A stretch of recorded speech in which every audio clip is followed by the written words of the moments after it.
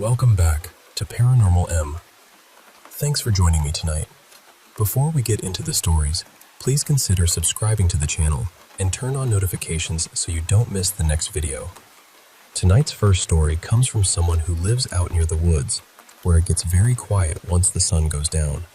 One night, while bringing their dog back inside, they saw something standing near the tree line, watching from the dark. What made it even stranger was that both dogs seemed completely unaware of it. So get comfortable, relax, and I hope you all sleep well tonight.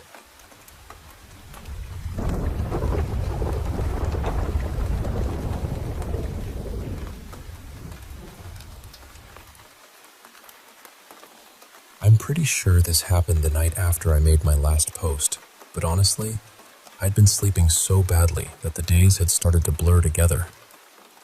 For a little context, this wasn't my first strange experience out here. I've had a couple of encounters while hunting before. One time, my stepdad and I heard what sounded like a clear whistling system in the woods, except it turned out not to be him. Another time, I heard my mother scream, plain as day, even though she was at home almost an hour away. There was also a night when something tried to mimic my cat while she was asleep in my bed. It did a terrible job, which somehow made it worse. And more than once, I've seen these strange, heat-wave-looking shapes outside my room, almost like the outline of a man. But this last encounter was different. This one scared me in a way I still can't quite shake. That evening, I put my hog dog Nyla outside on her lead so she could use the bathroom. She's a catch and bay mix, though she's never actually hunted. She just has that strong drive in her, and she'll track blood if she catches the scent. My Australian shepherd Aaliyah usually runs loose because she listens well and doesn't really chase much besides the occasional goat. Both of them are high alert dogs. They notice everything. It was later than I meant to leave Nyla out. Maybe around 9:45 or 10 at night.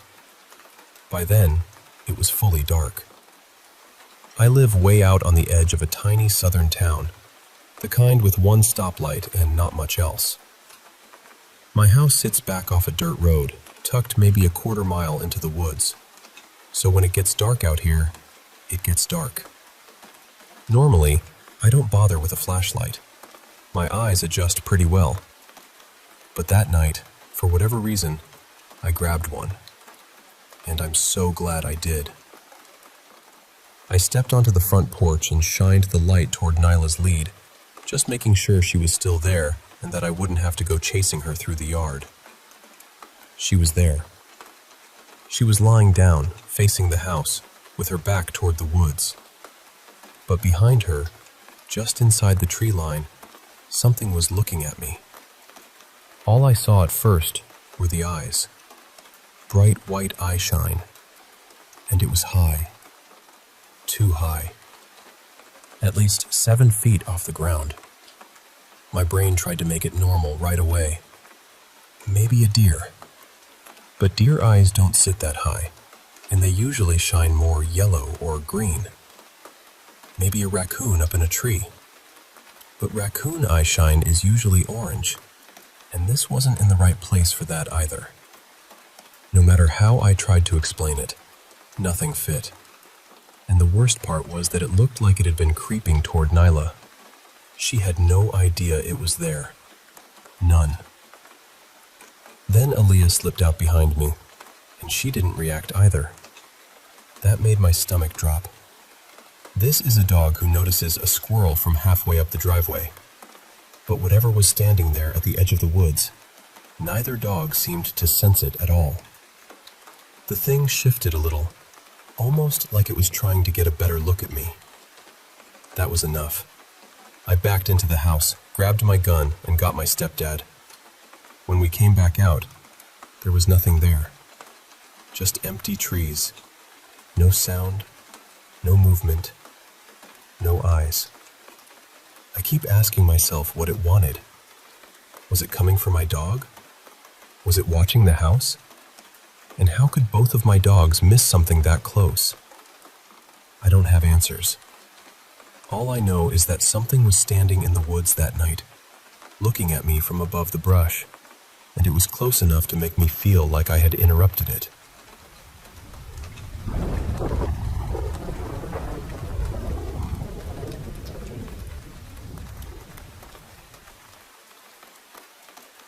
May 18, 1924. I want to tell you about something that happened in our village, because even now, after all these years, I still feel it sitting in my bones. Back then, life had become almost impossible. People were hungry. Families were selling whatever little they had left. Every house seemed to carry the same silence, the kind that comes when hope has been worn thin. One evening, my closest friend, Morena, came to me trembling. She told me she had heard of a place hidden far inside the forest, a place where a person could ask for anything, and their wish would be granted. Now, I have never been someone who believes easily.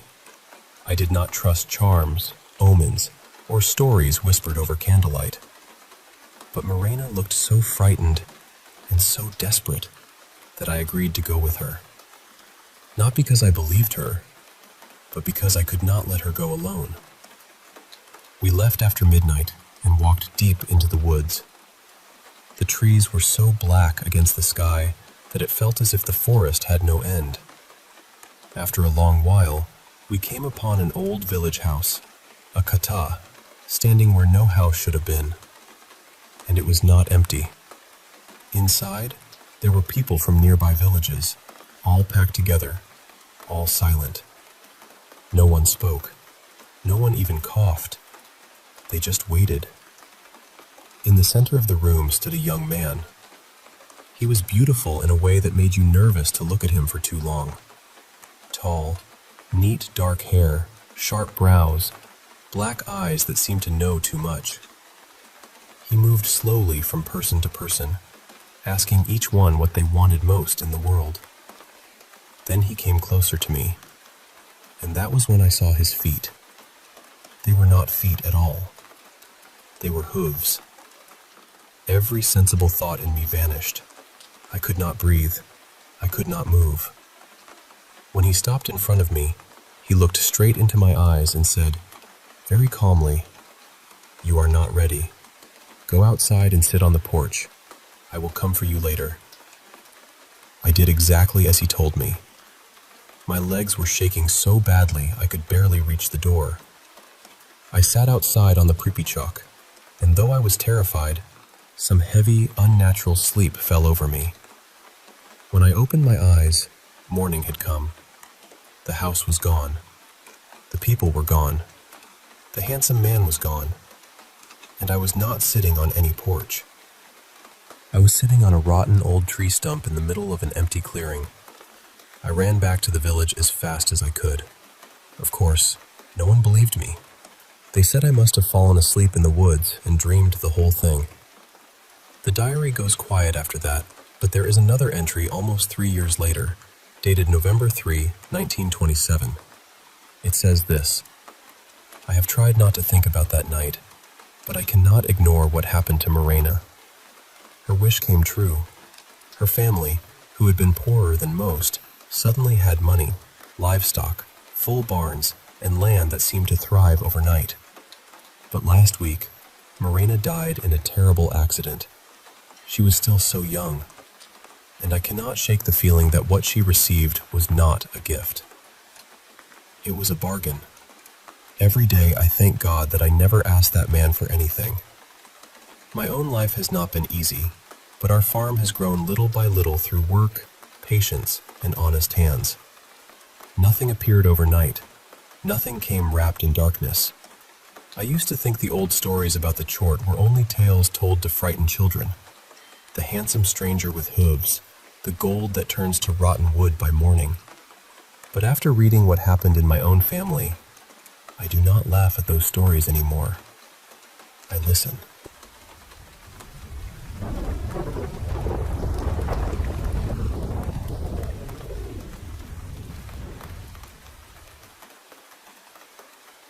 You know, keeping the arts alive in a big city, it's a challenge. but it's something I've dedicated most of my life to. I've been that familiar face at countless community events, late-night film screenings, bustling flea markets, youth center chaperones, concerts, game nights, you name it. People often recognize me in the crowd, and honestly, that's a little comforting. Over time, my interests naturally stretched into amateur theater, opera, and ballet. Now, I'll admit, I wasn't a dancer or singer, and I couldn't hold a line of dialogue without glancing anxiously at a script.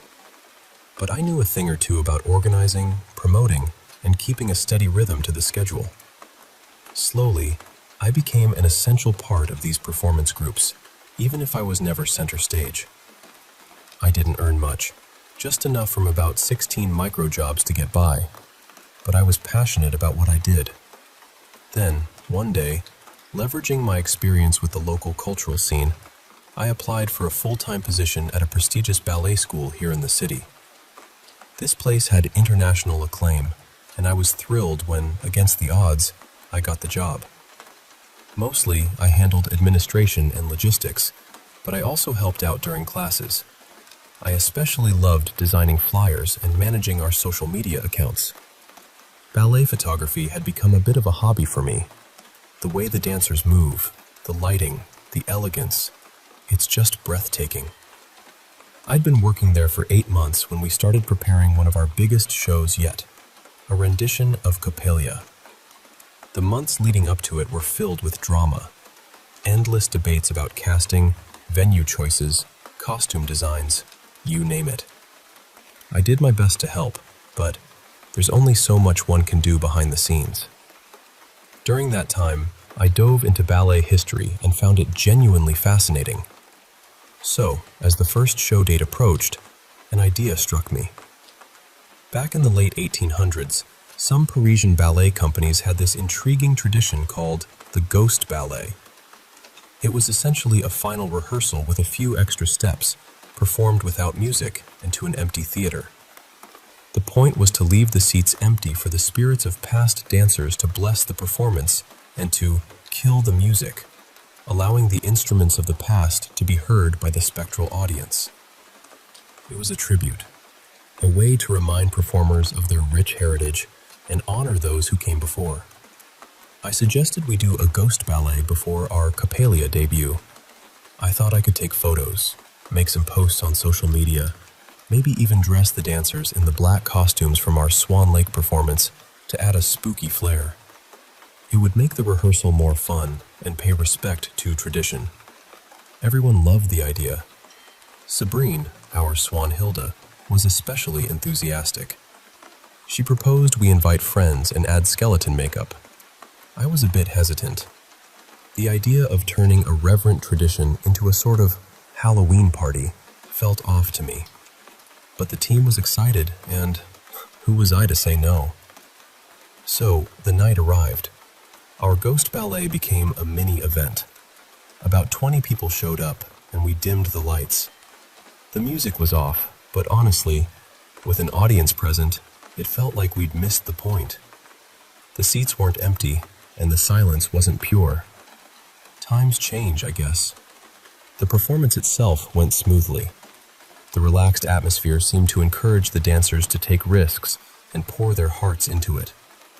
The faint clapping and cheers from the small crowd in the dim lighting gave the whole thing a kind of haunting beauty. Just the sound of their feet on the floor and their breath. It was oddly unsettling. I took plenty of pictures. Our followers would love the eerie, shadowy aesthetic. Afterward, I felt a nagging sense of guilt. The dancers seemed happy, and a couple of guests had even brought blue sunflowers, faded but heartfelt, to throw on stage. Sabrine was radiant. But deep down, I worried we'd turned a solemn tradition into a spectacle. It wasn't meant for social media likes or costumes. It was about respect and remembrance. Still, the dancers were content, so I told myself it was okay. But that night, driving home, a cold unease settled over me. I'd posted a few photos and updates, but my mind kept circling back to the original meaning of the ghost ballet. Had we desecrated it somehow? The thought gnawed at me, Then, halfway home, it hit me. I hadn't properly set the security alarms at the ballet school. The code was still tucked in my wallet, and though I'd locked the doors, without alarms, anyone could just walk in. My heart raced.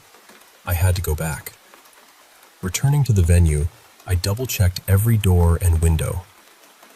To my horror, one of the back doors was unlocked. As I moved through the main hall, turning off lights and locking side doors, a flickering light caught my eye. It wasn't one of our spotlights. It danced like a candle's flame. Then, from the shadows, I heard footsteps, soft but deliberate.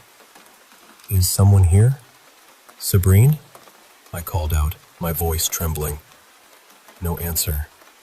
And then, from the darkness, she appeared.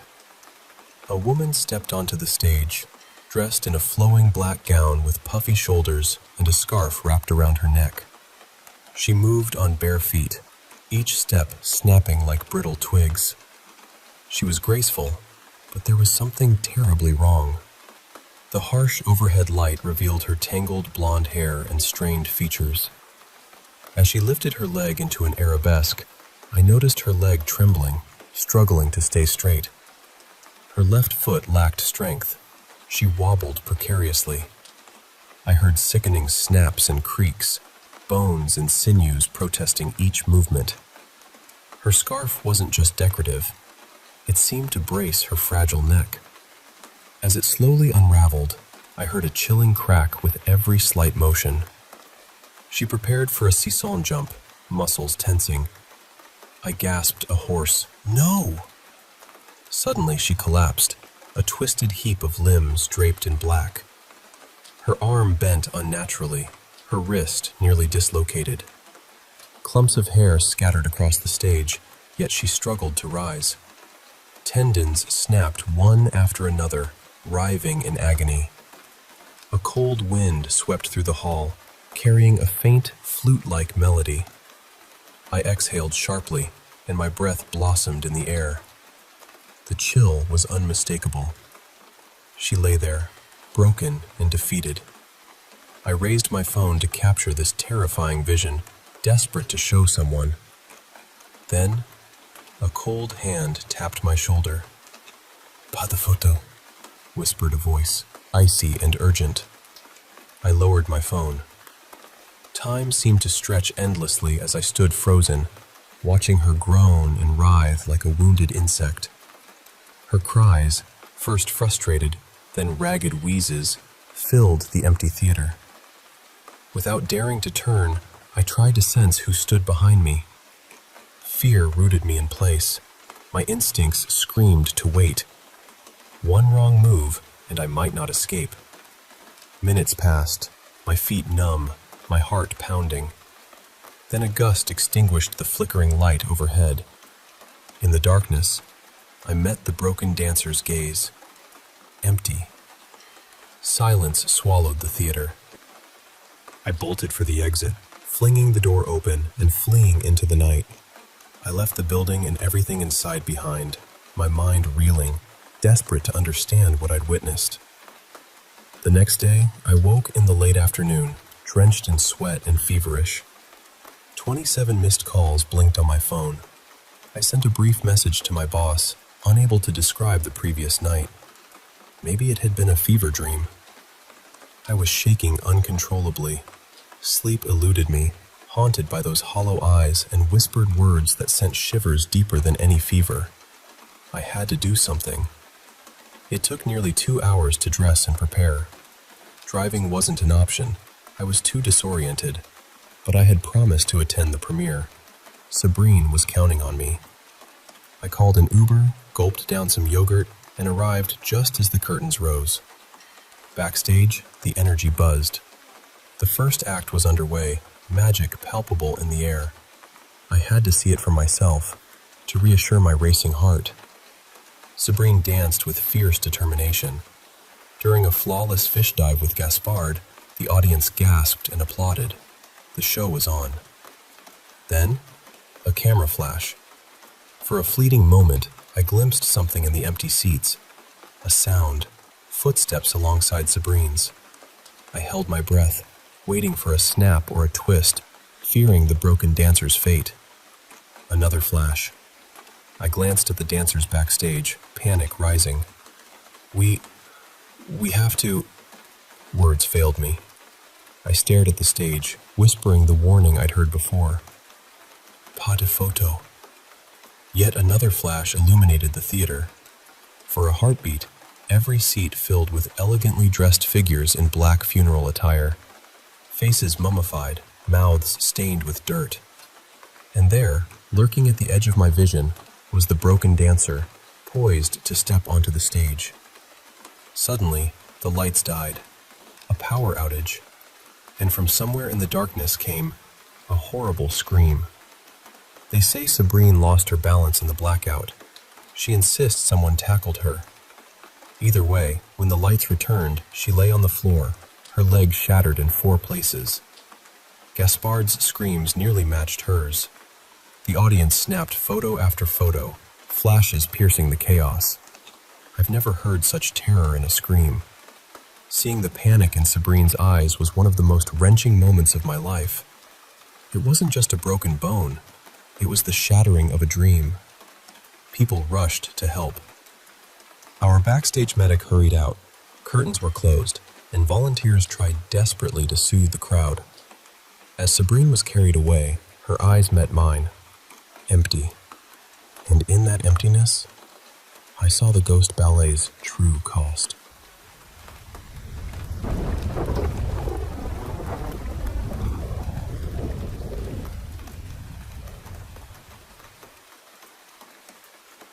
You know, keeping the arts alive in a big city, it's a challenge, but it's something I've dedicated most of my life to. I've been that familiar face at countless community events, late-night film screenings, bustling flea markets, youth center chaperones, concerts, game nights, you name it. People often recognize me in the crowd, and honestly, that's a little comforting. Over time, my interests naturally stretched into amateur theater, opera, and ballet. Now, I'll admit, I wasn't a dancer or singer, and I couldn't hold a line of dialogue without glancing anxiously at a script. But I knew a thing or two about organizing, promoting, and keeping a steady rhythm to the schedule. Slowly, I became an essential part of these performance groups, even if I was never center stage.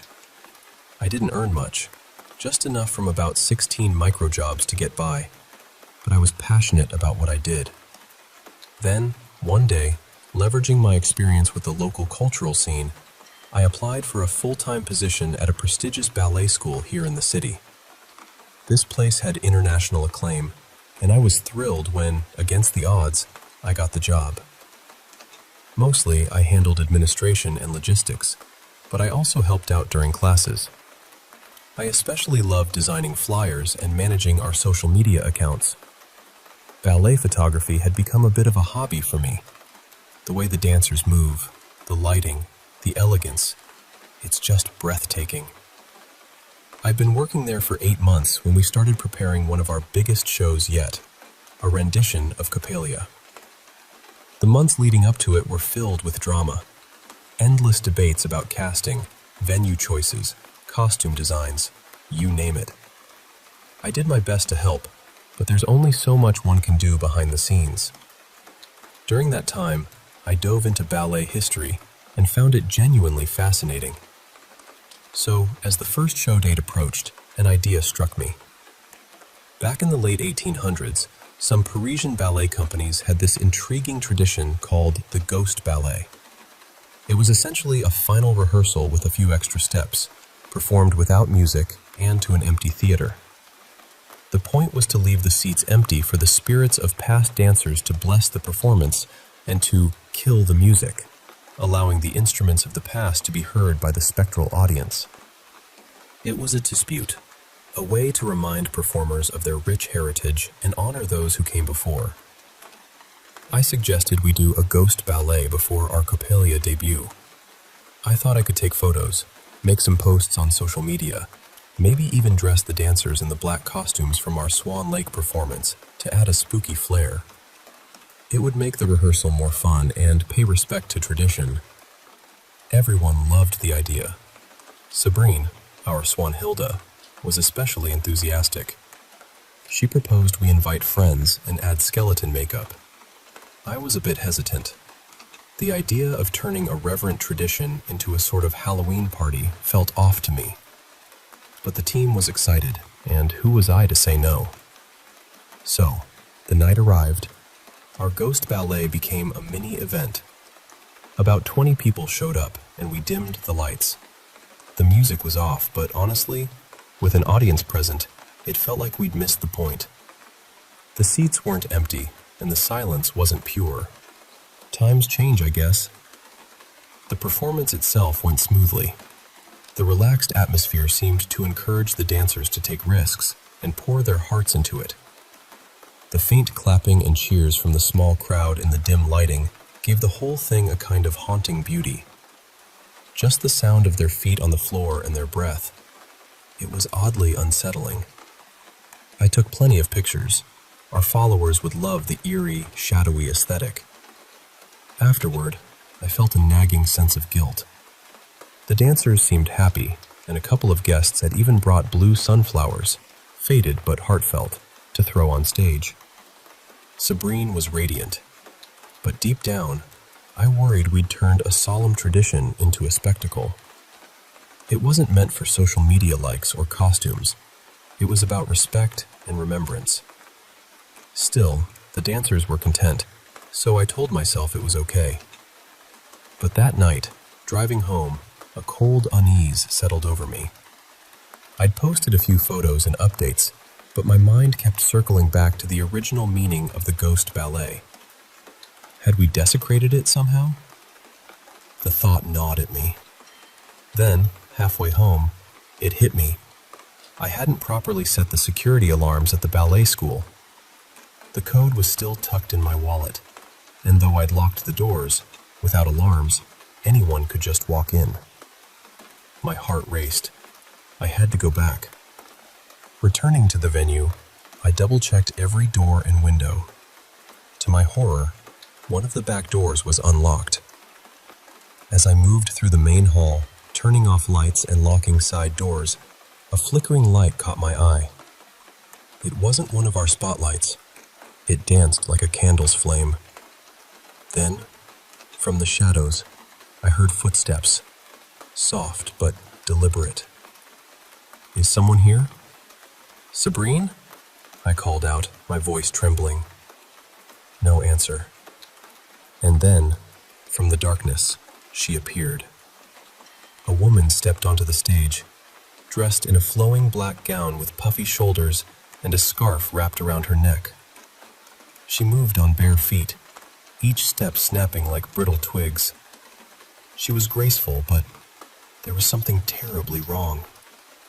The harsh overhead light revealed her tangled blonde hair and strained features.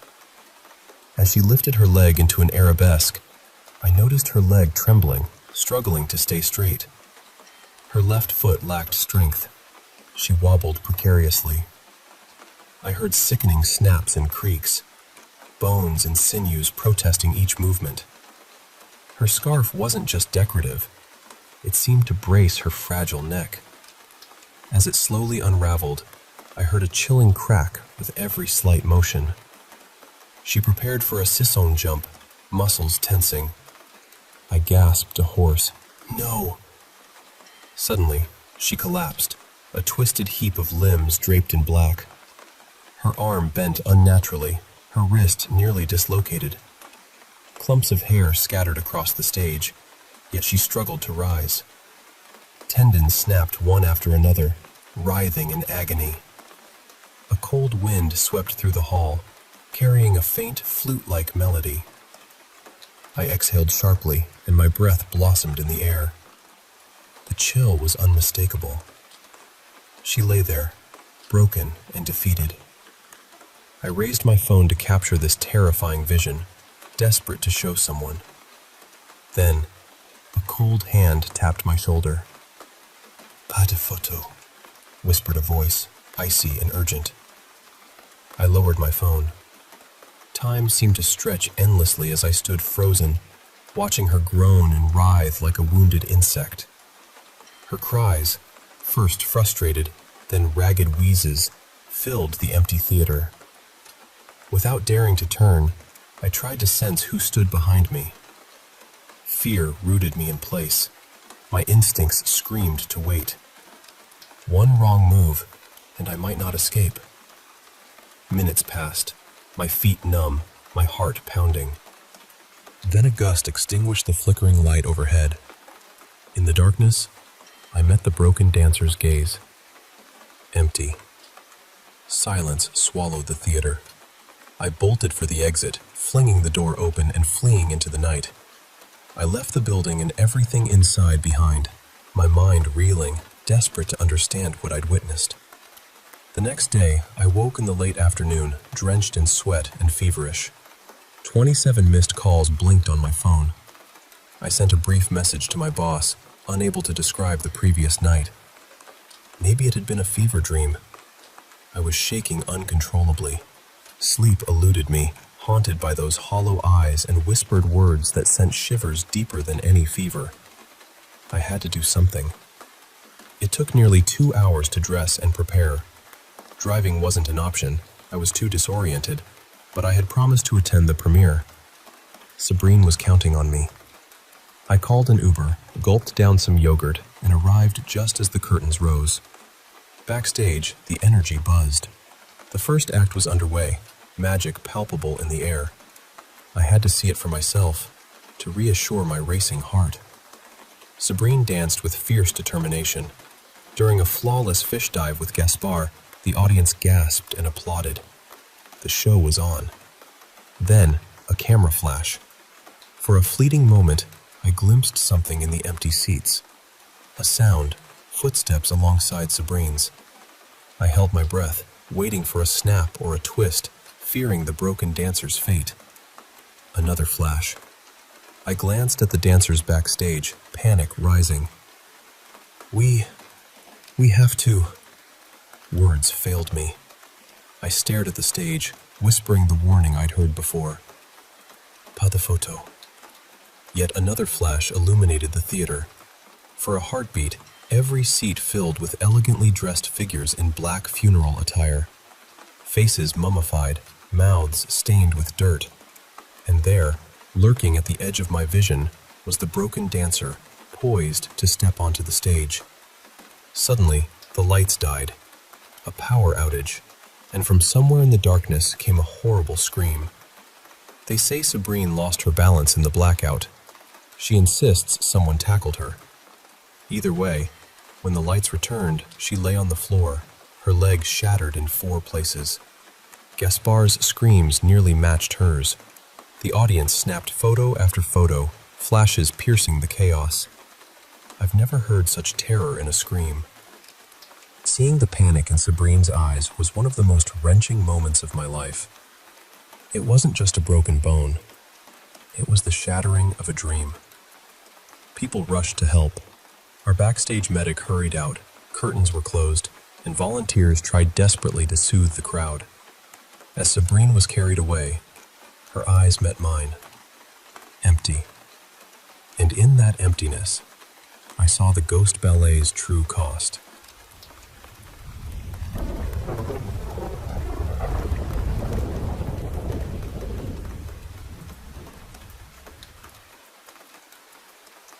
You know, I haven't arranged a ghost ballet since that night with Capelia. We switched venues after that, and I stepped back from organizing those eerie performances. For a long time, I thought maybe it was letting outsiders watch the show that stirred trouble. But lately, I've been thinking differently. Around the late 1800s, photography was just starting to catch on, but many theaters banned it. Ballerinas, especially in Parisian companies, had a strict rule: no photos allowed. They called it pas de photo, no photography. It was meant to protect the magic of the performance. I sometimes wonder if breaking that rule somehow opened a door we shouldn't have. I just hope, in time, whatever we disturbed will forgive us.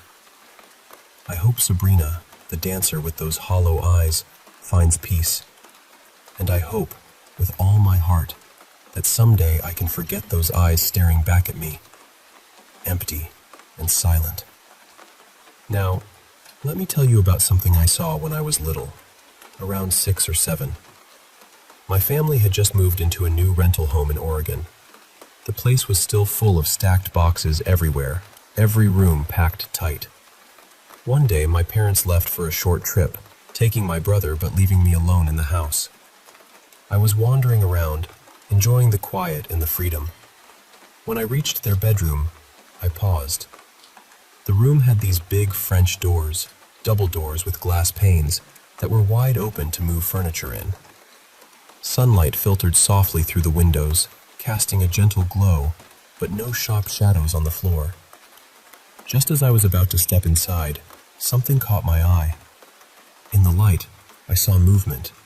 A small boy, like 3 or 4 years old, but he was all white, like a glowing silhouette. He was walking toward me, but strangely, his movements were slow, like he was moving underwater. I remember feeling scared, heart pounding. I ran out and hid behind the couch in my parents' living room, covering my face. When I dared to look again, he was gone. We were only the second family to live there. The first were the builders. Years passed, and I never saw anything like that again. Even when my husband's family moved into that same rental years later, they never felt or saw anything unusual. I still wonder, what was that? Has anyone else seen something like this? I believe in the supernatural. Always have. But I never thought I'd have an encounter myself, not growing up in a deeply Christian home where I felt protected by faith. But then, one night, everything changed. My dad had gone to work, and it was just my mom, my brother, and me at home. I was young, struggling with sleep problems. Light sleeper, always waking up at the slightest noise. I had this habit of pulling the blanket over my head to feel safe, even though I still slept in my parents' room because they were worried I'd suffocate. That night, I felt the blanket being gently pulled off my head. When I opened my eyes, I saw a pair of shoes right in front of me. I was about to look up, but a soft voice told me not to and to turn around. I obeyed and faced the mirror on my parents' wardrobe. Behind me, on the bed, stood a man dressed very formally. I couldn't see his face clearly. He was shadowed, but he was there. Half asleep, I didn't question it then. We talked for a while, though I can't recall how long, until I drifted off, comforted by his soft pats on my head and his promise that he was always there for me. The next morning, I told my mom, but she thought it was just a dream. Eventually, she took me to a priest, worried I might be possessed. My brother had his own encounters with this figure, but he was more hostile toward him, and as he grew older, he chalked it up to imagination. I still see him sometimes, not as often, but when I'm feeling low or upset, I can feel him close. During the long COVID lockdown, when sleep paralysis gripped me for hours, he was there, comforting me until I woke. I don't know who he is, and I don't care if anyone believes me. He was the only one there for me. When I was about 6, my family moved into an old house built in the 1950s, in a town so small it barely had 10,000 people. By the time I was 8, I was often home alone all day, from morning to evening, doing what kids did back then, watching Barbie movies and washing dishes. But during those long days, I felt something watching me. Not a person I could see, but a presence, a weight in the air. Sitting on a couch or standing at the sink by the window, I'd catch a glimpse of something in the corner of my eye. A figure standing just inside the doorway, peeking around the doorframe. It wore black leather gloves and a strange brown leather mask divided into 3 horizontal sections with no holes. I'd blink, and it would vanish. This happened on and off for 2 months. Eventually, I broke down and told my mom about the voices and the figure, and she sent me to daycare. Sometimes, I'd hear my name whispered outside my bedroom door, just "Ope," repeated softly. I'd leave my room to check, but no one was there. Years later, when I was hospitalized for depression, I heard my name called loudly again before sleep. I told the nurse, and they gave me medication to help me rest. I've never heard it since. I don't know what it all meant, but I sometimes wonder if anyone else has experienced something similar. For 2 years, I lived with my husband and our 3 daughters in his grandmother's old ranch-style house. The place was huge, 4 bedrooms, 3 bathrooms, 2 living rooms, an old fireplace, and a grand piano that looked like it belonged in a museum. Nothing had been updated since the 70s, and Grandma's belongings filled every corner. Trinkets, books, knickknacks. Grandma was fiercely proud of that house, telling visitors how she worked hard to keep it after her husband left and how she never wanted to leave it. She passed away there after a stroke. After we moved in, I started noticing strange things. One night, after putting the kids to bed, my husband and I heard footsteps, soft, light, like a toddler's, in the next room. We thought maybe one of the kids was up, but they were all asleep. No one was there. Another night, I came home late and heard Grandma's jewelry box, a little musical box that sings when opened, playing in the back bedroom, even though it wasn't opened. The strangest was one early morning, half awake in bed, irritated by the kids yelling, "Mom!" from across the house. My husband and I both heard the calls, but when he checked, the kids were still sleeping. It was too early, and no neighbors' voices could be heard inside. I still wonder who was calling. Once, a friend told me I was followed by 2 entities. This friend claimed to see spirits and said one was an older Hispanic woman who was upset I was visiting my friend and kept checking on us. They asked if my Hispanic grandmother had died. I hadn't talked to that side of the family in years and wasn't sure. Later, I found out she was still alive then. The other entity was a tall man in black, wearing a hat, just observing from the background. Whenever I asked for more, my friend said the man seemed harmless, but warned me to be cautious of the woman. I'm skeptical, but curious. Sometimes I wonder if those weird moments in my life could be connected. Growing up, the paranormal was part of our family's normal life. Ghosts, spirits, whatever you want to call them. We never feared them, but respected them. I've had my share of experiences, but nothing as frightening as what happened my senior year of high school. For a class, I visited an old cemetery with my cousin to find a relative's grave. While there, we both felt watched, uneasy. At home that night, I felt it again, eyes on me from the hallway. My younger brother was scared too and asked to sleep in my room. We both felt something dark, not the comforting presence of family, but something else. We said the Lord's Prayer together and tried to sleep. Then one morning, while showering, I felt a heavy presence pressing down on me. Through the frosted glass door, I saw a tall, shadowy figure with glowing red eyes. I screamed, threw the door open, and it vanished.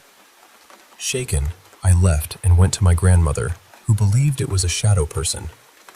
After that, my mom and I fought a lot, and they called someone to cleanse the house. I moved out shortly after, and even years later, driving past that house fills me with dread. That was the worst paranormal experience of my life. All these stories, some strange, some terrifying, remind me of how thin the veil between worlds can feel. Whether it's a ghost ballet, a slow-moving silhouette, an unseen guardian, or a dark watcher in the shadows, these moments invite us to listen closely to the whispers in the dark. And sometimes, they remind us that even in the loneliest moments, we might not be as alone as we believe.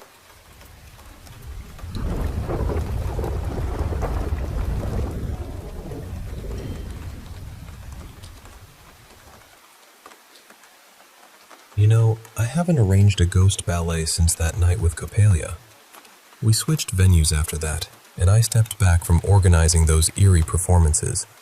For a long time, I thought maybe it was letting outsiders watch the show that stirred trouble.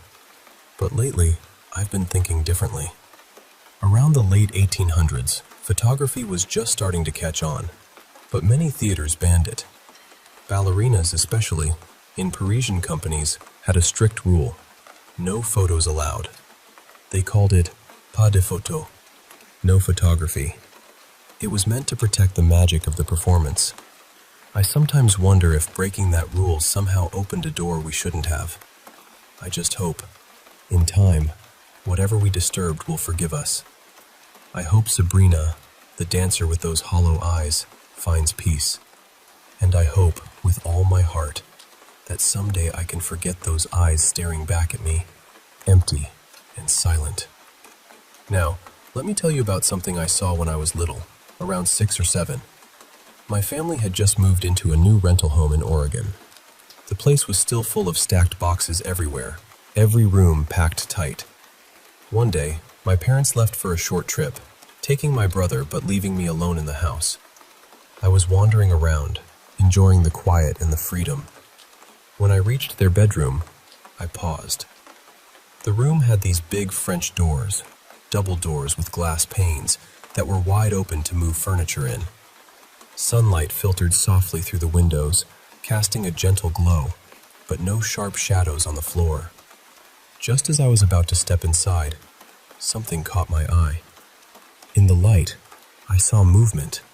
A small boy, like 3 or 4 years old, but he was all white, like a glowing silhouette.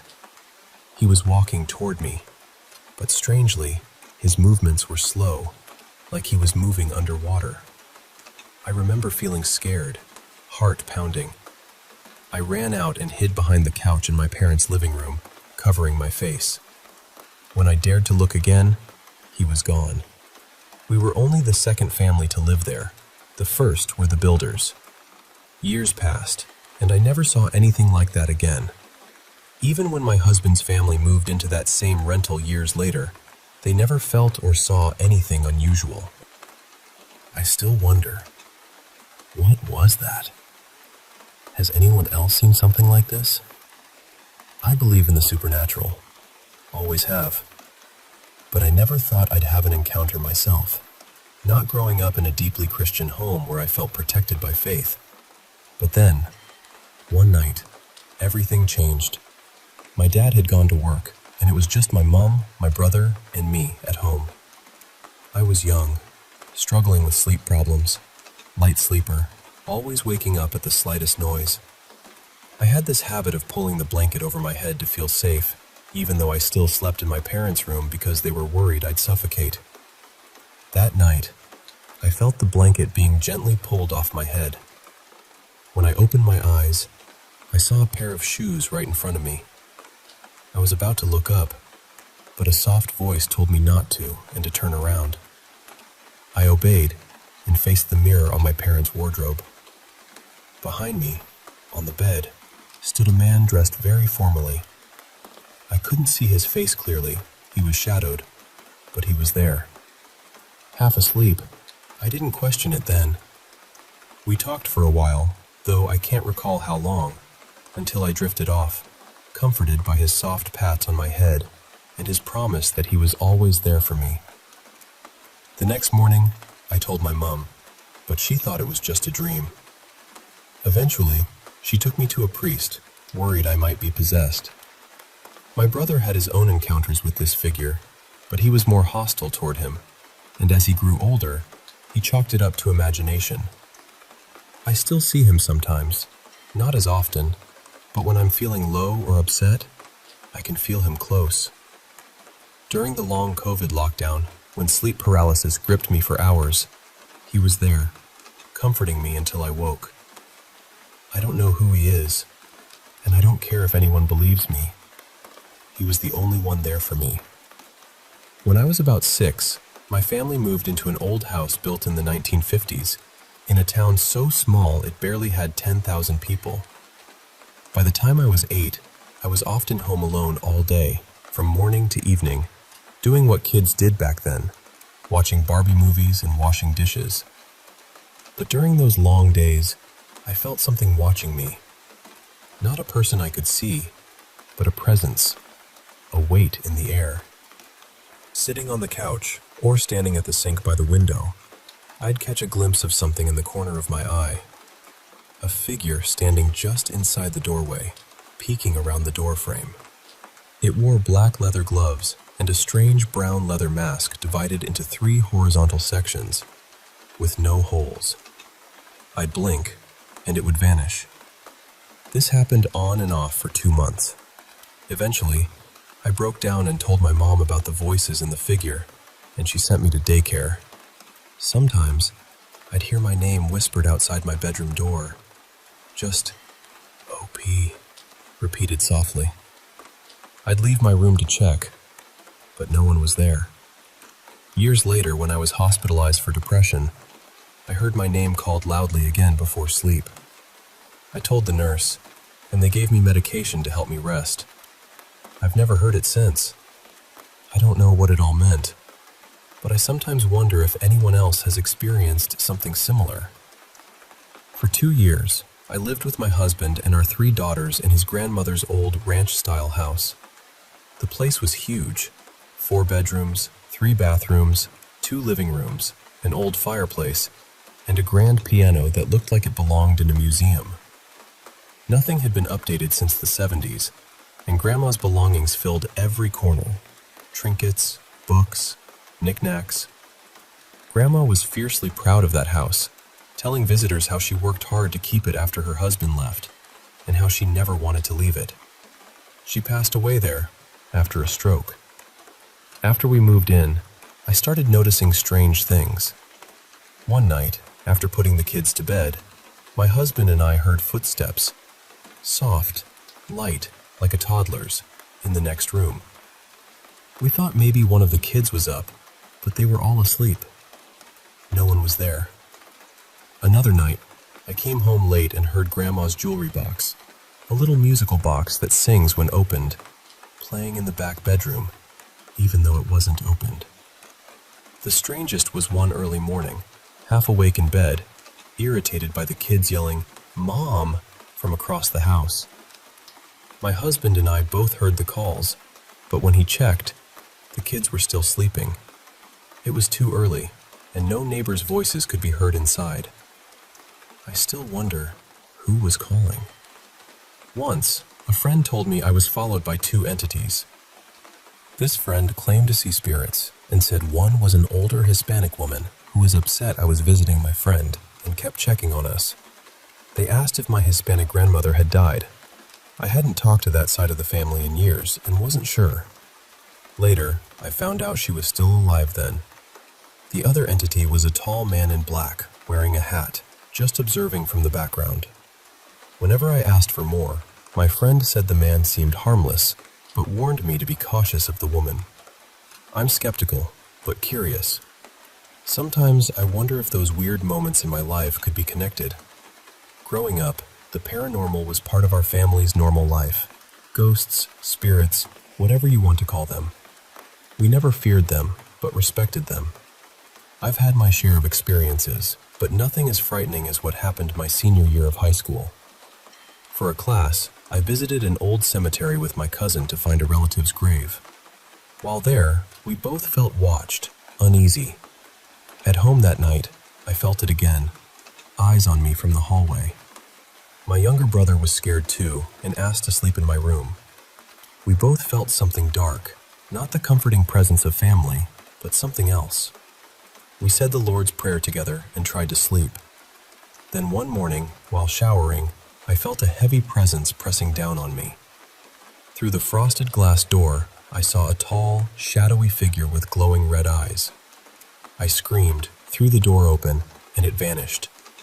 Shaken, I left and went to my grandmother, who believed it was a shadow person. After that, my mom and I fought a lot, and they called someone to cleanse the house. I moved out shortly after, and even years later, driving past that house fills me with dread. That was the worst paranormal experience of my life. All these stories, some strange, some terrifying, remind me of how thin the veil between worlds can feel. Whether it's a ghost ballet, a slow-moving silhouette, an unseen guardian, or a dark watcher in the shadows, these moments invite us to listen closely to the whispers in the dark. And sometimes, they remind us that even in the loneliest moments, we might not be as alone as we believe.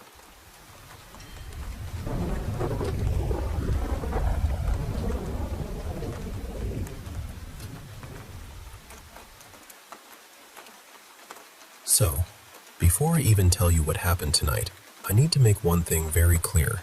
In our house, if one of us farts, we own it. Fully. No shame, no mystery, no courtroom drama. If it was me, I say it was me.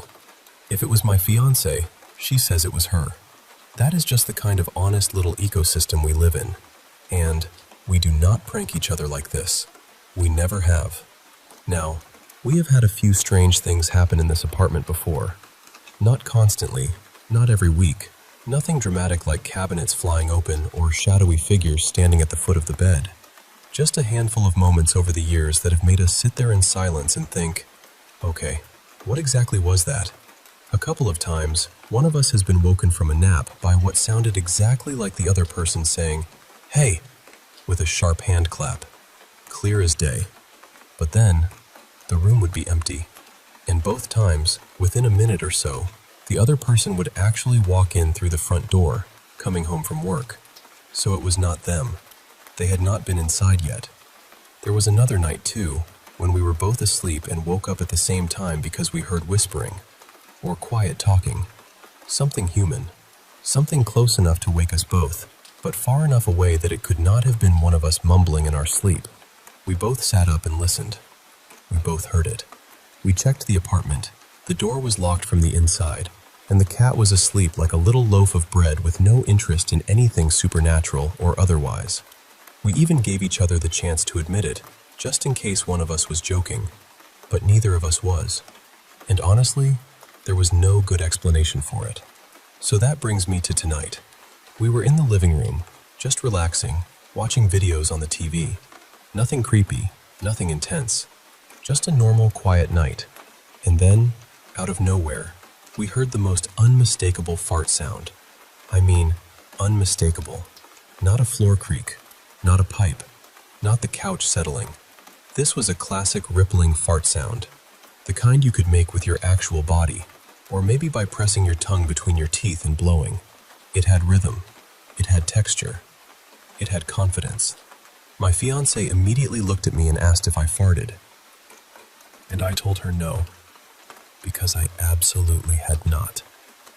Then she said, "I can smell it." Now, here's the thing. I barely have a sense of smell. I usually cannot smell farts, food, candles, cleaning products, almost anything. But a second later, I smelled it too. That alone bothered me. Then our cat, who normally does not care at all if either of us farts, suddenly sat up from a dead sleep on the couch and stared directly at the corner of the room where the sound had come from. And this was before either of us pointed. Then my fiancée and I both silently pointed to the exact same spot. There was clutter over there, sure. A few bags, some random stuff, normal apartment chaos. But nothing moved. Nothing fell. Nothing shifted. There was nothing there that could have made that sound for that long, in that specific way. And then there was the smell. A real smell. A human fart smell. Coming from a place in the room where there was no human. I know this sounds ridiculous. Trust me, I know. It is hard to say, I think a ghost farted in my living room and feel like a serious adult afterward. But I also know it was not me. It was not my fiancé. It was not our cat. And it happened while we were both wide awake, sitting right there. We have lived here together for nearly 5 years, and in that time we have had only a few incidents. The two strange, hey, wake-ups, the whispering we both heard in bed, and now this loud, deeply rude, apparently paranormal living room fart. I do not really know what to make of it. Whatever is here, if anything is here, does not seem angry. It does not seem threatening. It barely ever makes itself known. But tonight, apparently, it decided to announce itself in the dumbest possible way. So, yeah. Thoughts?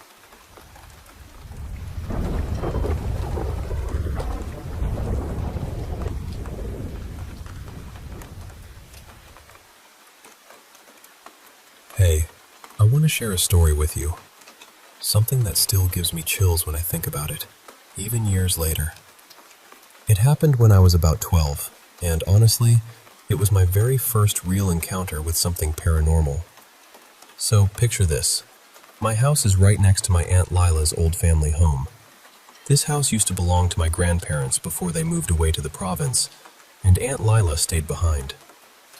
Now, my family's house is a small, one-story studio-style place, and because my parents, my younger brother, and I all share one bedroom, I didn't have my own private space. So whenever Aunt Lila's house had a free room, like when my cousins or my aunt were out, I'd sneak over and spend the night there. It was my little escape where I could play video games late without anyone nagging me about bedtime.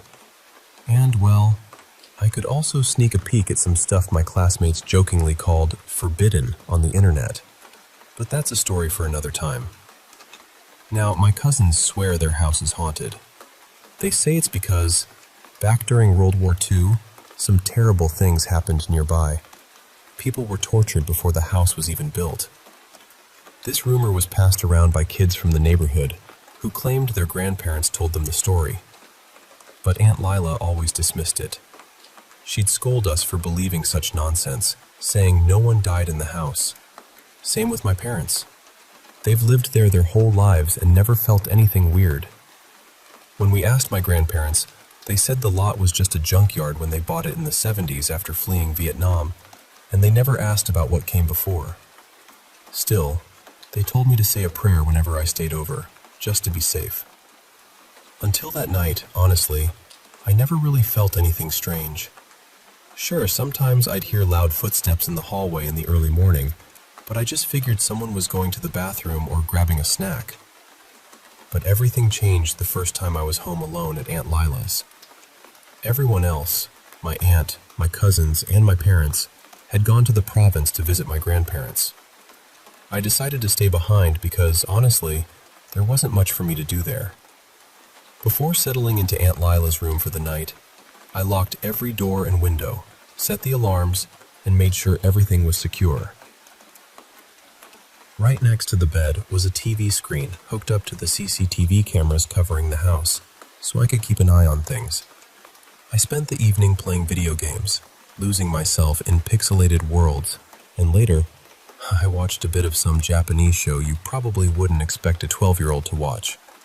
Let's just say it was a little risque. Time slipped away, and before I knew it, it was 3 a.m. I decided to use the bathroom, which meant walking past the laundry that was hanging in the hallway. I swear, for a split second, I saw silhouettes, like ghostly figures, wearing the clothes and just standing there.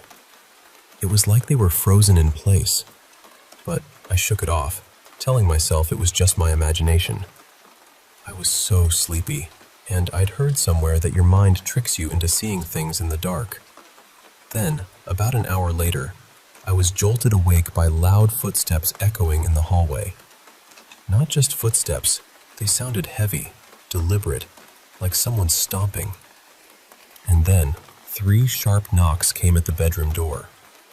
My heart was pounding so hard I thought it might burst out of my chest. I was terrified someone had broken in.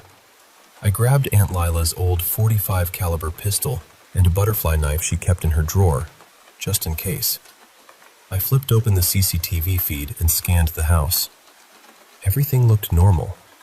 All doors and windows were locked tight, and there was nothing there, just blackness beyond the hallway.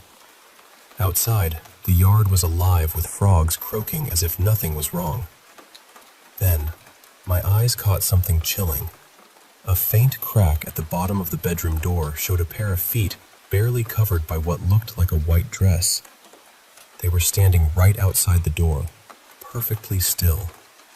I wanted to open the peephole to get a better look, but something deep inside told me not to. So I didn't. I called my aunt, but there was no answer. I thought about calling my parents, but fear of being scolded for staying up so late stopped me. I even considered calling the police, but when I did, they just told me I was imagining things before hanging up. I've heard stories about the police here, They're not exactly known for being helpful. With no one to turn to, I pushed chairs against the door, stacked anything I could find on top, and curled up under the blanket, hoping whatever was outside would just go away. The footsteps outside continued, stomping back and forth like some angry child throwing a tantrum.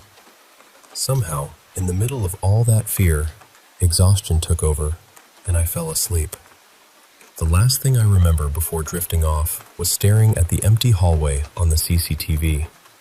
When I finally woke up around noon, the house was bathed in sunlight, and every light was on, except the one in my room. I told Aunt Lila and my parents what had happened. That's when they finally admitted it. The house really was haunted. Turns out, there's a reason for it. A neighbor had seen a girl in white pacing on the second floor around 5 a.m. and asked my family about her. My aunt and mom confessed that when they were younger, they dabbled in witchcraft. Just curious kids looking for good luck in school, or maybe to catch the eye of their crushes. But their rituals apparently attracted some kind of elemental spirits, which they've been trying to remove ever since. That's why my grandparents cut down the trees in the yard, cemented the ground, burned incense almost every night, and had priests and other practitioners visit regularly. Despite all that, I kept having sleepovers at Aunt Lila's, but I made sure the hallway and bathroom lights were always on and locked every other room when I was alone.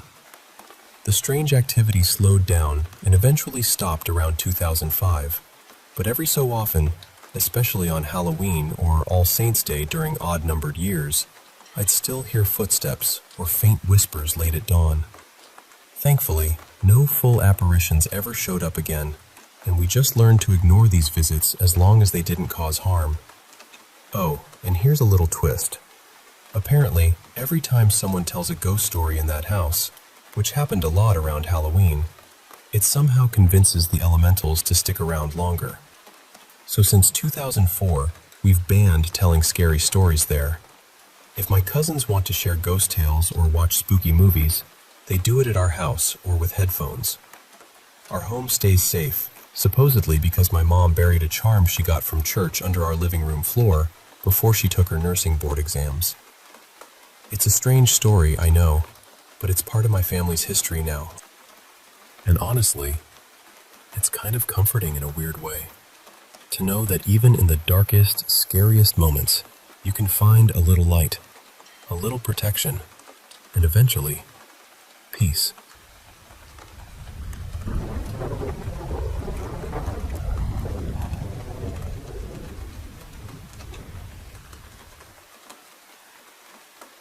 Hey, I want to share something that's been on my mind for a while now. Something a little strange, but deeply personal. It's about a house I lived in from when I was about 9 until I was 16. I've never quite been able to shake the feeling that it was haunted. Seriously, there were moments in that house that just didn't feel right. And even now, years after moving away, I'm still dreaming about it. You see, whenever I was on the second floor, I always felt like I was being watched. There were noises, soft footsteps, creaks, little whispers that seemed to come from nowhere. And my younger brother's room? Man, that place always gave me the creeps. He was just 5 or 6 back then, but he wouldn't sleep in his room. He'd wake up in the middle of the night, crying and terrified, and come down the stairs to our parents. It was heartbreaking and, honestly, kind of chilling. And get this, when we first moved in, my parents found the number 666 painted on my bedroom wall. No matter how many times they painted over it, pink of all colors, it would bleed through like it was freshly there. Imagine that. I still remember the cold shiver that ran down my spine when I saw it the first time. Now, about these dreams. At first I told myself it was just because I spent such a big part of my childhood there, you know? That my brain just used that house as the backdrop for my dreams. But there's a catch. In every dream, I'm searching for something or someone. Sometimes it's our old dog who passed away while we lived there. Even though I know she's gone, rotting somewhere in the yard, my dreams have me looking for her, calling her name into the empty rooms. If I'm not searching for her, I'm slowly making my way toward the stairs that lead to the second floor. We barely used those stairs, so my parents hung a blanket over the doorway to keep the heat downstairs. The blanket felt like a barrier, but in my dreams, I'm inching closer and closer to it. And with every step, there's this heavy dread squeezing my stomach. It's like I know that as soon as I pull the blanket aside, someone or something will be standing at the top of the stairs, staring down at me. There was this one dream where I finally reached the blanket. I pulled it back, and to my relief, no one was there. But that relief didn't last. The very last dream I had was even more unsettling. After moving the blanket, I saw the door to my old bedroom slowly creak open. From the bottom of the stairs, you could barely see the bottom half of the door. I never saw who or what was opening it. And honestly, I don't want to. The fear of knowing is almost worse than the fear itself. I don't know why I keep having these dreams. They feel so real, so vivid. And every time, I go a little further. What's even weirder? I'm not scared of that house anymore. I miss it. I feel this intense homesickness for that place. Like there's a part of me still living there, still tied to it. I used to dread going back, but now I find myself wishing I could get in touch with the current landlords, just to know when it's empty again. I even feel a strange jealousy that someone else is living there now. Even though I don't live in that town anymore, it still calls to me. I'm not sure if anyone else has experienced something like this. I don't really know what to make of it or what I should do. If you've ever felt haunted by a place, or if you've had dreams that just won't let go, I'd really love to hear from you. Because right now, I'm stuck in this strange place between fear, nostalgia, and something I can't quite put into words.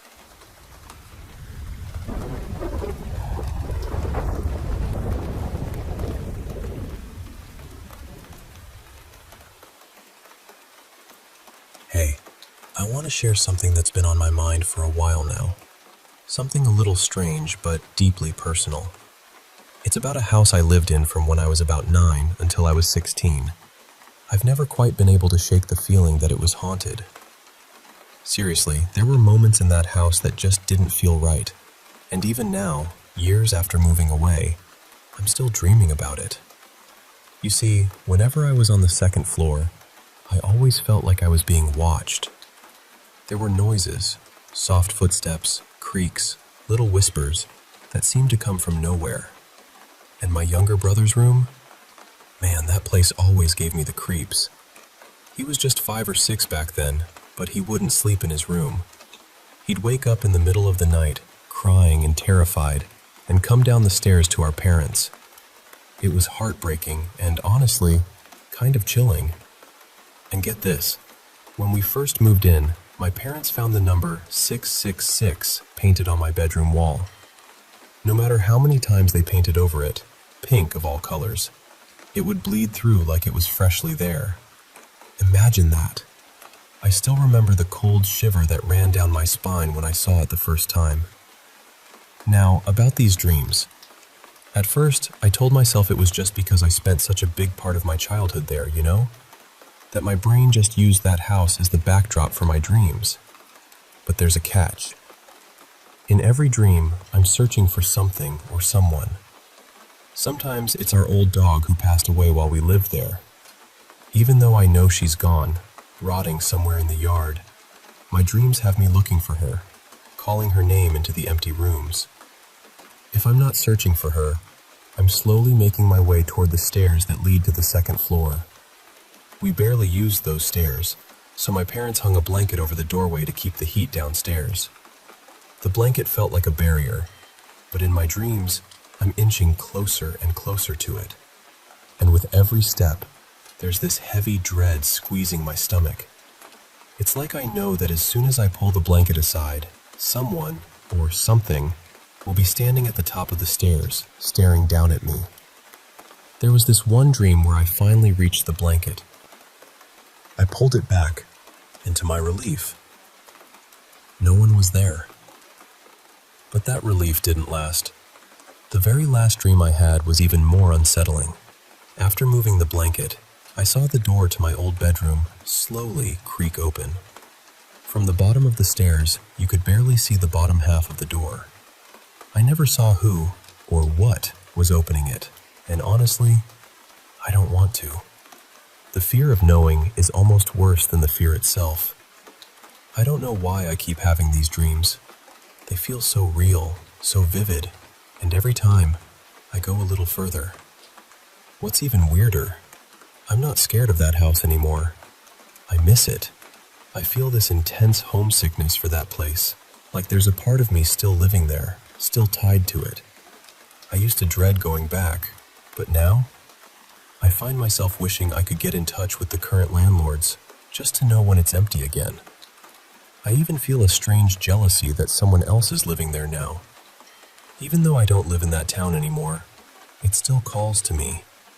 I'm not sure if anyone else has experienced something like this. I don't really know what to make of it or what I should do. If you've ever felt haunted by a place, or if you've had dreams that just won't let go, I'd really love to hear from you. Because right now, I'm stuck in this strange place between fear, nostalgia, and something I can't quite put into words.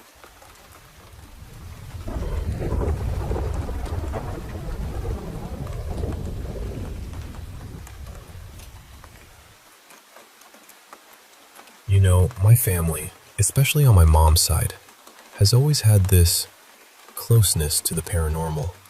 It's like it's woven into our very being. I've had my fair share of encounters with spirits, ghosts, entities, things most people wouldn't even dare talk about.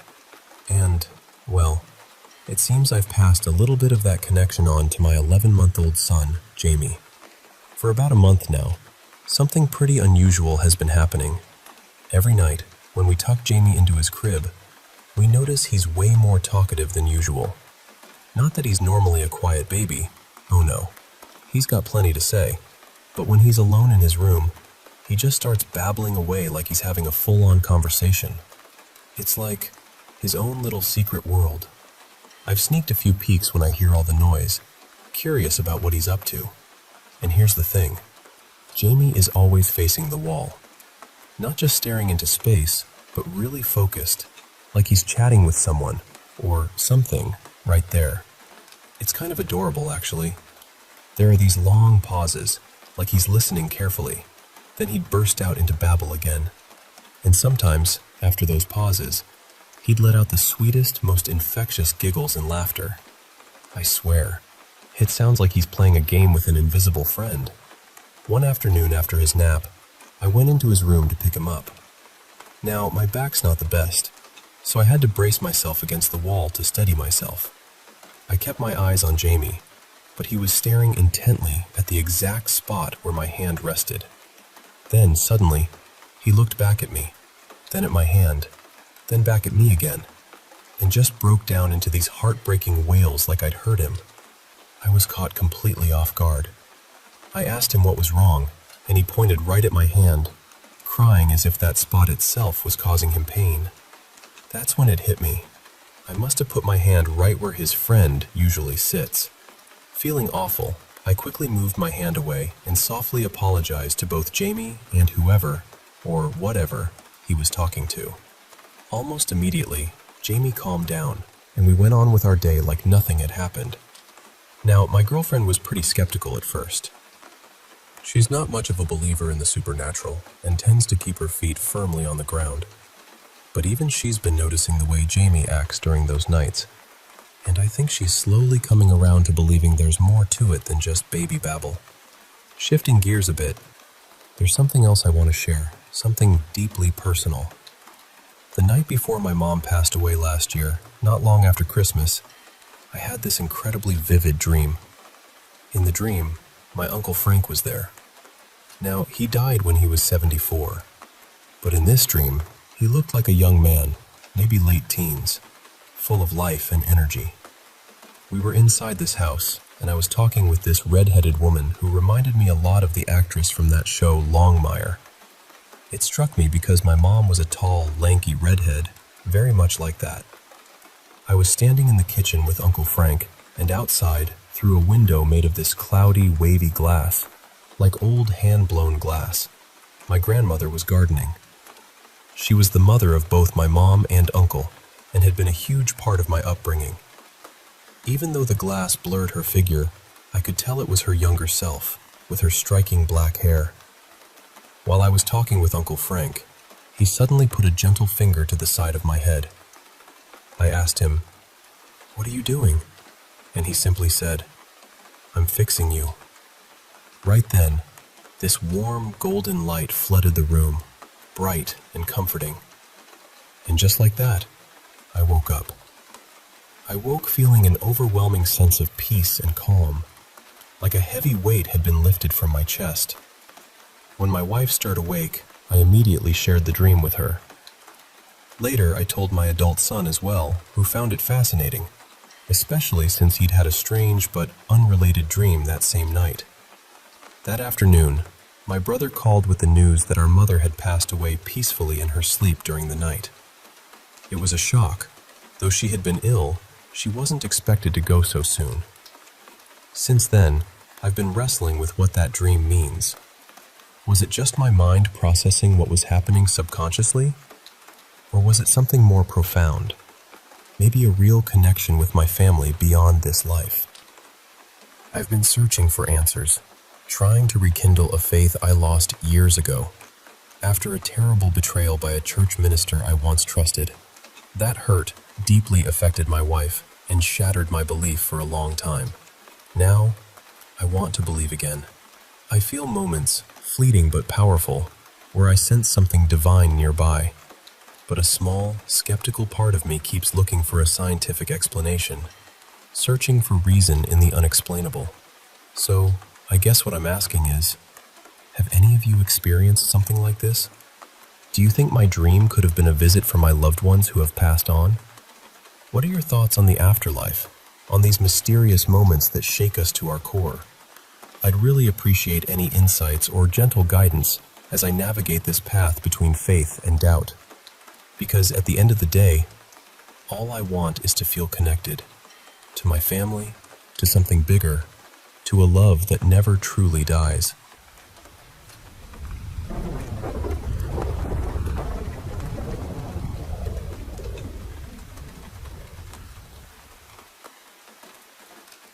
You know, I've always felt a little different from everyone else.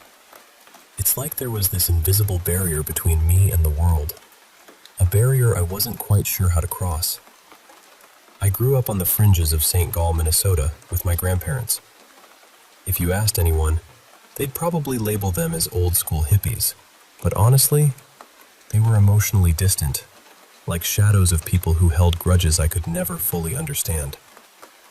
They weren't close to my mother, and from the way they treated me, it was clear they weren't thrilled she had me. Most of the warmth I received came from the small, tight-knit community of St. Gall, a collection of outsiders who looked out for each other in their own way. My mom? I never really knew her. She's been behind bars for as long as I can remember. Life sentence, I think. No one ever told me exactly why, but with my father gone, I pieced together my own theories. Still, they were never a part of my life, and honestly, I stopped wondering about them a long time ago. But this story I'm about to share is different. It's one of my deepest, most private struggles, something that's shaped me far more than I realized until recently. You see, I've always had this strange condition my grandparents warned me about. They said I had some sort of skin disease, something contagious, something that could jump from me to others if I wasn't careful.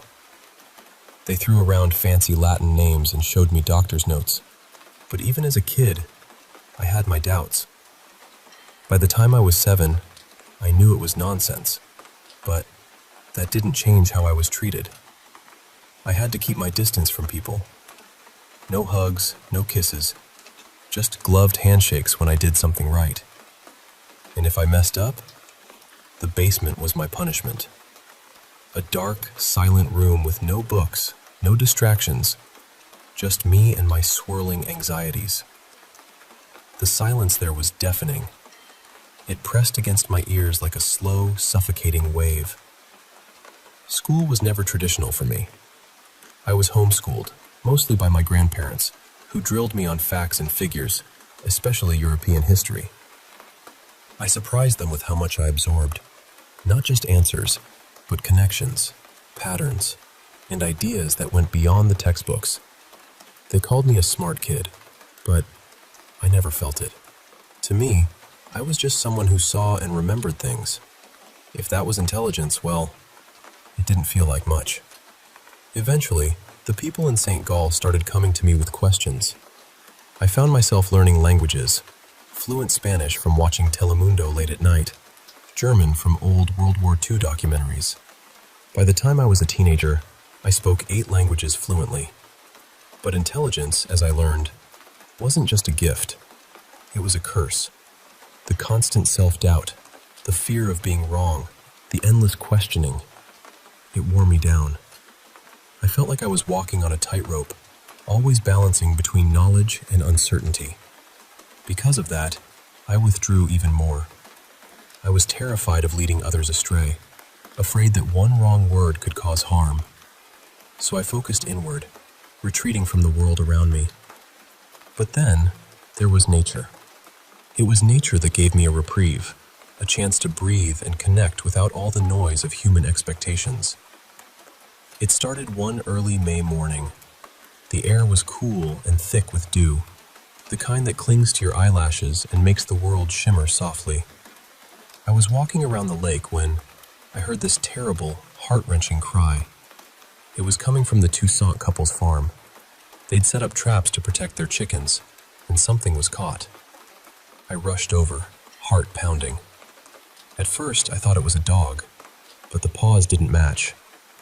As I drew closer, I saw it. A baby black bear, scared and screaming. Its mother was nowhere in sight. I felt this surge of helplessness, but as I reached out and touched its forehead, something strange happened. The screaming stopped instantly. The bear looked up at me with these big, dark, bewildered eyes, and in that moment, I felt a connection, a silent understanding. It knew I meant no harm. It was just terrified and hurting. "I'll help you," I whispered softly, stroking its fur. I made a mental checklist. Bandages, antiseptic, maybe a splint. I needed to figure out if the leg was broken or just sprained. The bear was limping badly, and there was a deep gash. I couldn't bring it back to the house. That would only scare it more and possibly keep the mother away. So I stayed with it, cleaning the wound, whispering comforts, practicing my Mandarin to keep it calm. The bear seemed to listen, leaning against me as if we shared a secret. I named him Wojtek, after the famous bear that served with the Polish army in World War II. For 4 days, I cared for Wojtek. Each night, I'd tuck him in beside a large rock to protect him from predators. Each morning, I'd sneak eggs, toast, and bacon from my dinner to feed him. My grandparents remained oblivious, letting me have my solitude in my room. Then, on the evening of the 4th day, as the sun dipped behind the trees and painted the sky in fiery hues, I heard it, a low rumble, like thunder, but closer. A branch snapped. I turned slowly and froze. There she was, the mother, a massive black bear, standing between me and Wojtek. I didn't have time to panic. The sheer size of her, the glint of her claws, the power behind her roar, it was overwhelming. I felt my knees give way, my breath caught in my throat. I was sure this was the end. But then, Wojtek stepped forward, despite his injured leg. He stood on his hind legs, yipping and yelping, placing himself between me and his mother. It was like he was trying to protect me, to tell her I was no threat. I curled into a ball, heart hammering, tears stinging my eyes. The forest fell eerily silent, the kind of silence that presses heavy before a storm. Then, slowly, the mother bear backed away, led by Wojtek, who limped but stayed firm. They disappeared into the woods, leaving me trembling, but alive. I don't speak bear, but I know Wojtek saved my life that day. And from then on, I found solace in animals. They don't ask questions, don't judge, and their gratitude is simple and pure. I started spending more time downtown, volunteering at the animal shelter and veterinary clinic. I told my grandparents I was at the library. It was half true since I borrowed every book I could find on animal anatomy.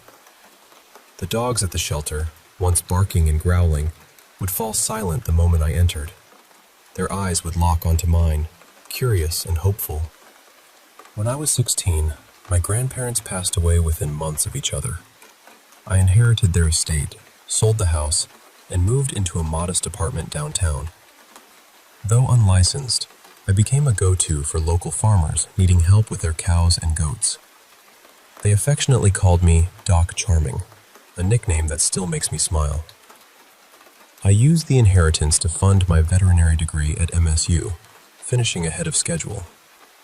The studies were easier than I expected, and slowly, I realized much of my fear was self-imposed. Yet, I remained distant from people, shy and unsure, with only a handful of acquaintances. At 20, I decided to face my fears head-on. I knew the skin disease was a lie, but the feeling of being a freak lingered. Conversations were exhausting. I wanted to correct everyone, but I held back, sticking to safe, subjective topics like music and movies. Then came Veronica. We met at an after-work gathering from the clinic. I was shy, inexperienced, and uncertain, but she took a genuine interest in me, fascinated by my trivia-filled mind. She called it a flower bed of knowledge, a bouquet of random facts. Our first meeting was awkward, but our next few dates were magical. We took long walks, and she asked all sorts of questions. "You could be a rocket scientist," she said with a smile, "but you can't pick up sarcasm for the life of you." She broke me out of my shell, the warm, understanding spark I needed. She patiently explained social cues I'd missed.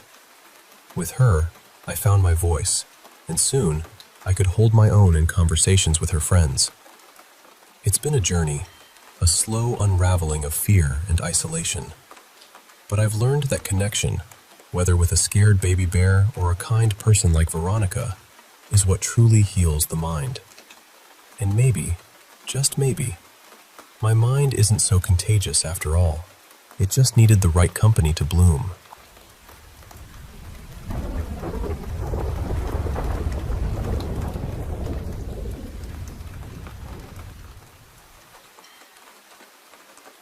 I've carried this story with me since I was little.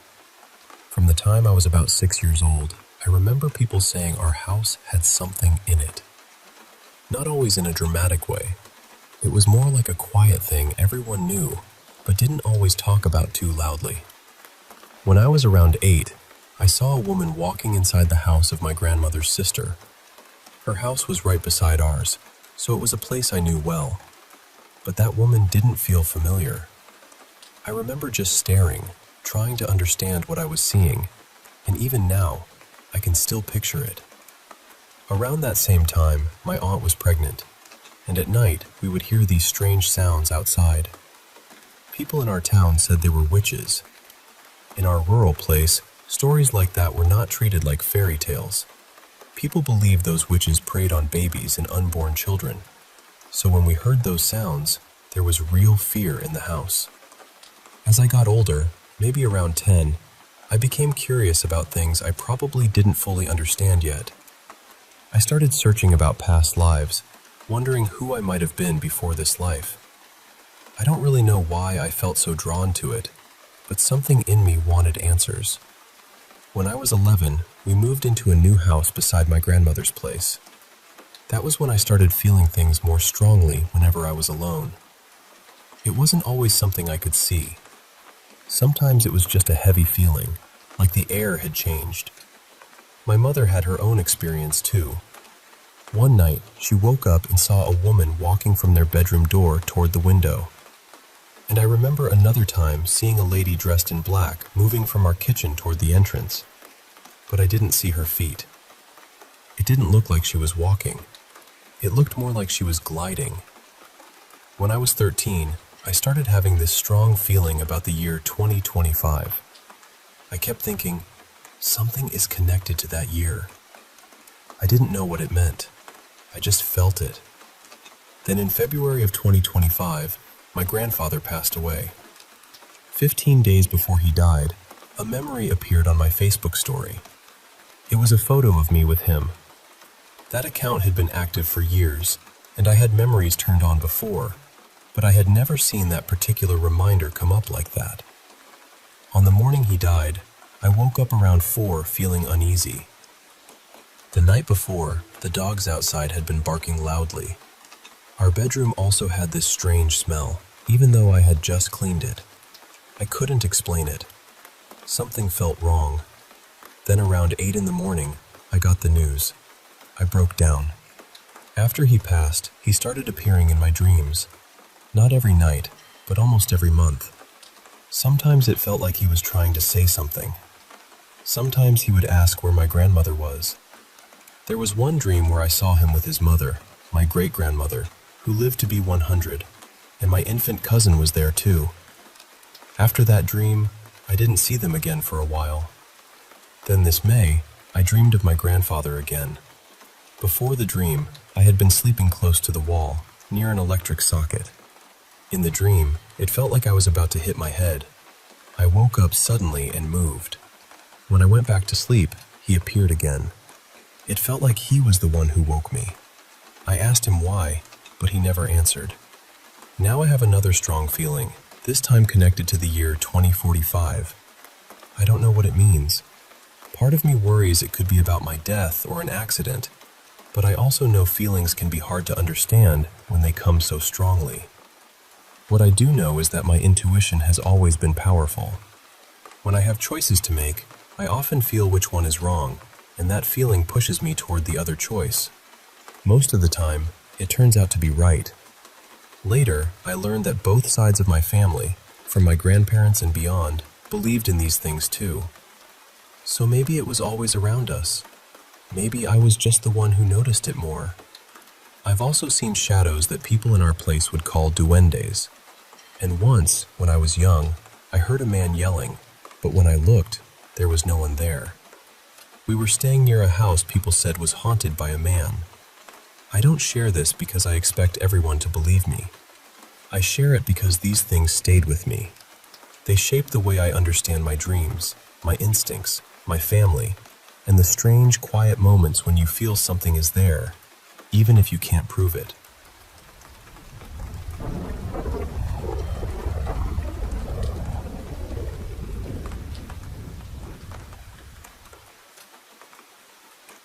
You know, almost everyone in my family has had something strange happen to them at least once. I don't mean little goosebumps or shadows in the corner of your eye. I mean things that left people shaken for years. Some of those stories are mild enough that you could call them dreams or stress or imagination. But others were serious, dangerous even.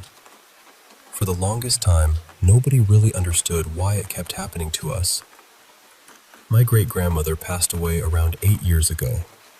She was nearly 100 by then, and her memory had faded badly.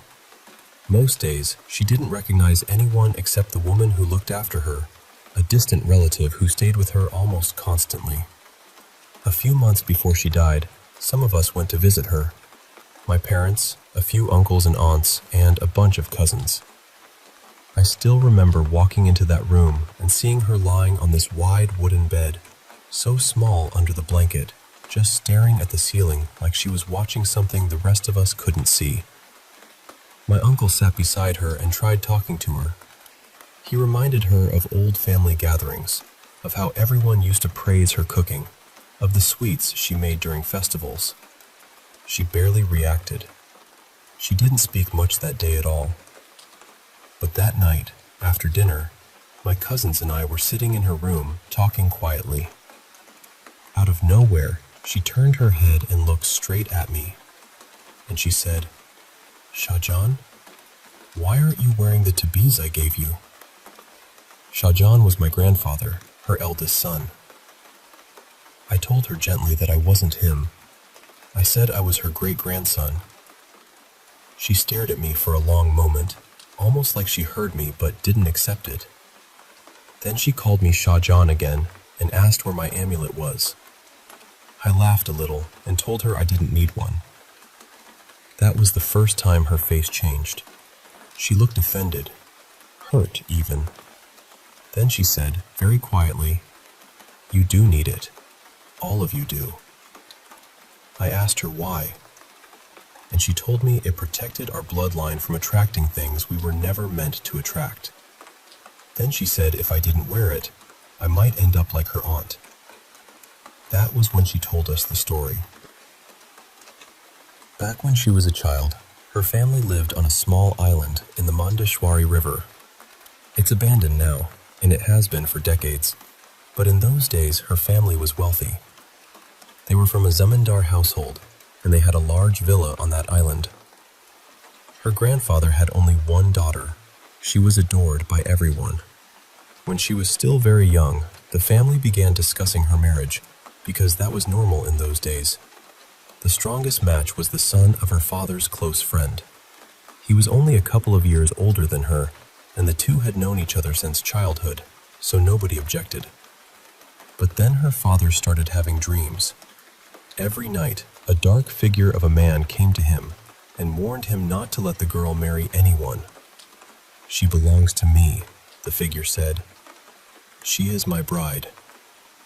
At first, her father ignored it. He thought it was only a nightmare. But the dream kept coming back, night after night, always the same voice, the same warning. Finally, with the wedding approaching, he went to a holy man and asked what it meant. The holy man told him the girl had caught the eye of a jinn. Her father didn't want to believe it, but he still accepted an amulet. He gave it to his daughter and told her to wear it until after the wedding. After that, the dreams stopped. But on the wedding day, something went wrong. Either she forgot to wear the amulet, or someone removed it while dressing her. Nobody knew for sure. That night, terrible things started happening inside the house. Lamps shattered by themselves. People heard footsteps running across empty rooms. And the bride's hair became hard and stiff, almost like iron, pulling so violently at her scalp that it began to bleed. The wedding was called off before dawn. After that, the groom was forbidden from entering the house again. Years passed. The girl's father died from illness, and responsibility for her passed to her older brother, who was my great-great-grandfather. By then, she was around 17, and people had begun to whisper. A girl from a respected family remaining unmarried was seen as shameful. The old groom had never married anyone else. He kept returning to the family, begging for another chance. Eventually, they agreed. There was only one problem. The original amulet had been lost during the chaos years before, and the holy man who had made it could not be found. So her brother went to another priest and got a new one. But it wasn't strong enough. On the second wedding night, the disturbances began again. This time, they were worse. The bride was alone in her dressing room, crying. The bridesmaids had all run away. Nobody dared to go inside. Nobody except the groom. He begged her brother to let him enter the room alone. Finally, they allowed it. He stepped inside and locked the door behind him. Almost immediately, everyone outside felt something was wrong. They tried to open the door, but it would not move, not even a little. They shouted, pushed, kicked, and prayed, but the door stayed shut. It took hours to bring workers and break it down. My great-grandmother saw what was inside. She was only 5 years old, but she remembered it until the end of her life. The groom was lying on the floor. His head had been twisted completely around. His eyes were gone, and his white wedding clothes were soaked red. The bride had vanished. On the chair where she had been sitting, there was a small cloth pouch. Her brother picked it up and opened it. Inside was a single gold coin. That was the bride's dowry. Not from the groom, from whatever had taken her. Her brother put the coin back inside the pouch and locked it away in a lead box. But the guilt consumed him. He believed he had failed his sister. So he spent years learning how to speak with jinn, how to protect against them, and how to destroy them. People warned him not to go too far. Even if such knowledge exists, it carries a price. But he wouldn't stop. Eventually, he learned what had happened to his sister. According to what he discovered, she was alive somewhere beyond our world. She had children, and she was, somehow, happy. That word always bothered me. Happy. I don't know if it meant she truly was happy, or if that was simply what he was allowed to hear. The pouch turned out to be something unnatural, too. Every time someone reached inside, it produced 1 gold coin. The old story said it was connected to the treasury of Solomon. But my great-great-grandfather never accepted it. He buried the pouch behind the old house and spent the rest of his life hunting jinn and other things people only whisper about. I think part of him believed that if he kept searching, he might find his sister again. Eventually, the island was abandoned. Over time, it became the kind of place people warned children about. Fishermen avoided its banks. Locals said lights moved through the old villa at night. Some claimed they heard wedding music coming from the trees. As for the weapon my great-great-grandfather used, it still exists. It's an old gun passed down through the family. My grandfather has it now. There are only 4 usable bullets left, and every year there's some issue with the license, which is why none of his children have taken it. Technically, I'm next in line for it. I used to think that was funny.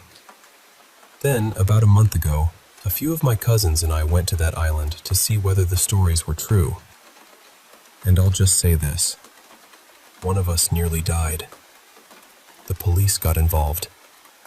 And now the island is completely off limits to ordinary people. So when my great-grandmother asked me where my amulet was, I don't think she was confused. I think, for one clear moment, she remembered exactly what our family had been trying to forget.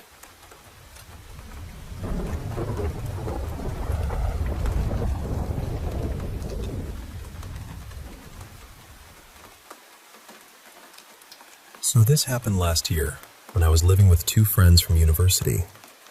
We were all around the same age, early 20s. I'll call them Mia and Lila. The house we rented had this big metal gate you had to unlock before you could even get into the yard. Then, after that, there was the actual front door. We all had keys for the front door, but for some reason, there was only 1 key for the gate. We always said we'd get another copy made, but we never did. You know how those little errands become permanent ghosts on the to-do list. So whoever finished class first would take the gate key for the day. That afternoon, Mia had it because her lectures ended earlier than ours. Lila and I got back at the same time, and we both just assumed Mia was already inside. She had told us she was going straight home after class. Now, the gate was tall enough that you couldn't really see through it, but sound carried really clearly. We rang the bell a couple of times, and after a moment, we heard the front door open from inside the house. Then we heard Mia's voice. Clear as anything, she said, "Hang on, I'm coming." It sounded exactly like her. Not just a similar voice, it had her tone, her little rushed way of speaking, everything. Then we heard footsteps, like someone moving around inside with shoes on.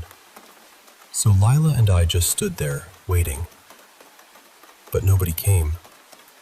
We rang again, waited again. Still nothing. At first, I was just irritated. It was boiling outside, we were tired, and I remember thinking, why is she taking so long? I kept pressing the bell and knocking on the gate, but there was no answer at all. Eventually, we called Mia. She picked up, and immediately I could tell she wasn't in the house. There was traffic noise behind her. I said, "Can you please open the gate?" And she sounded confused. She said, "I'm not home. I went out to grab food. I'm walking back now." I looked at Lila, and she was already staring at me. My stomach just dropped. I asked her, "You heard that too, right?" And she nodded. She looked genuinely scared and said, "Yes, I heard her." There was no one else living with us. No visitors, no spare roommate. And it wasn't some vague sound that we convinced ourselves was Mia. It was her voice, from inside the house, telling us she was coming. I don't live there anymore, thankfully. But while we were there, strange noises were pretty common, especially when one of us was home alone. Doors shifting, footsteps, little sounds from rooms that should have been empty. But that day at the gate was different. That was the moment the house stopped feeling like a weird old rental and started feeling like something in there knew us well enough to pretend.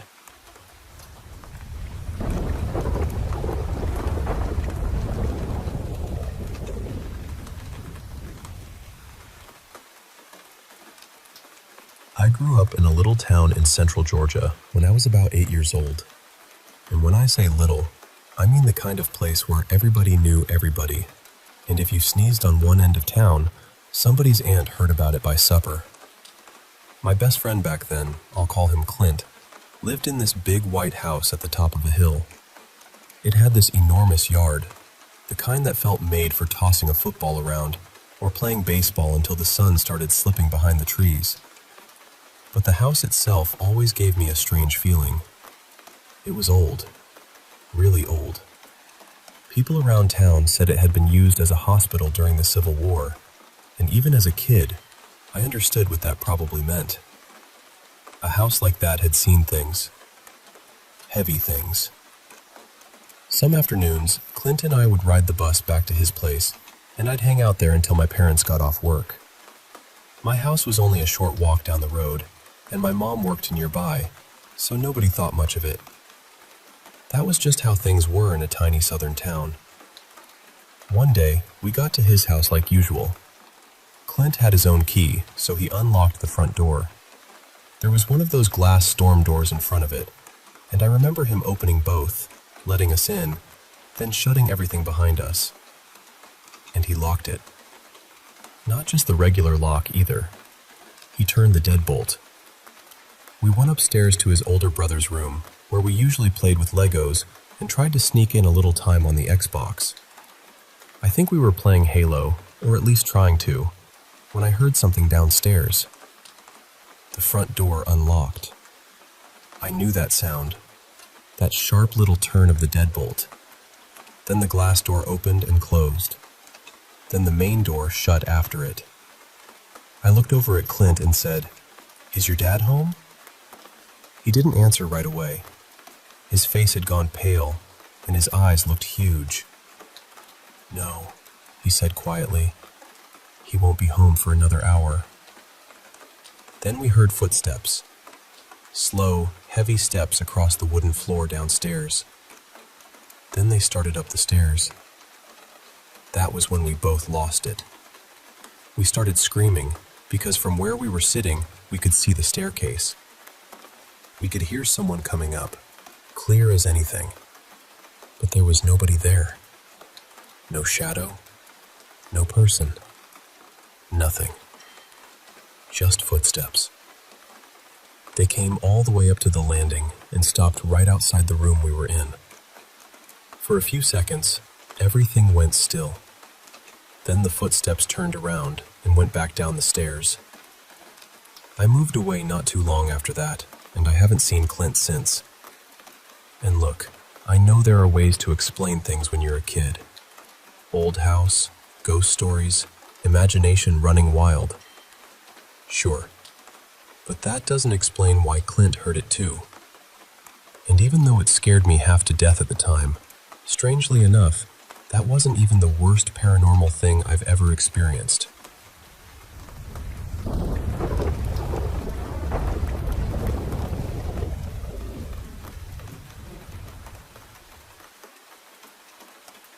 Before I get into everything, I should probably explain that we moved into this old house back in October. It's about 100 years old, so, as you can imagine, it creaks constantly. At first, I honestly thought we were hearing someone taking random steps upstairs when nobody was up there. Then one night, I was showering in the upstairs bathroom, and I realized the sound was actually coming from the chimney. Bricks, or maybe pieces of the flue, were shifting and falling down inside it, which is comforting in one way and financially terrifying in another. I do not even want to think about what that's going to cost. I did try to be reasonable about all of this.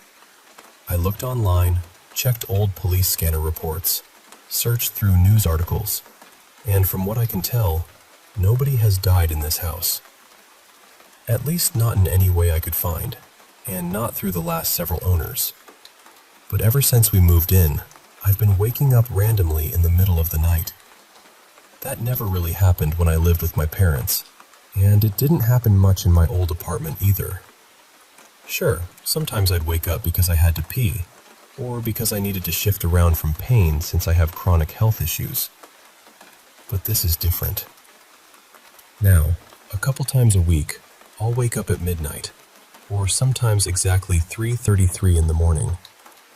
I'm not in pain. I don't have to use the bathroom. I'm just suddenly awake, like something pulled me out of sleep. This is also my first time living in a house with gas, so even though I've had a ghost-related experience before, I really am trying to think logically. We have carbon monoxide detectors all over the house. I test them often. There is a very slight gas leak from an old, rusty pipe in the basement, but when I bring the detector right up to it, it doesn't pick anything up because it's apparently that faint. We were told we could either replace the pipe or putty it for now, so that's something we're handling.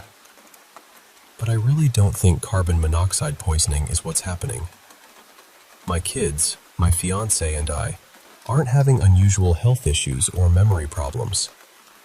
3 of us have ADHD, so believe me, I would notice if things were suddenly worse than normal. And honestly, this mostly seems to happen to me. My fiancé has had a few moments where he randomly felt creeped out, but nothing like what I've been experiencing.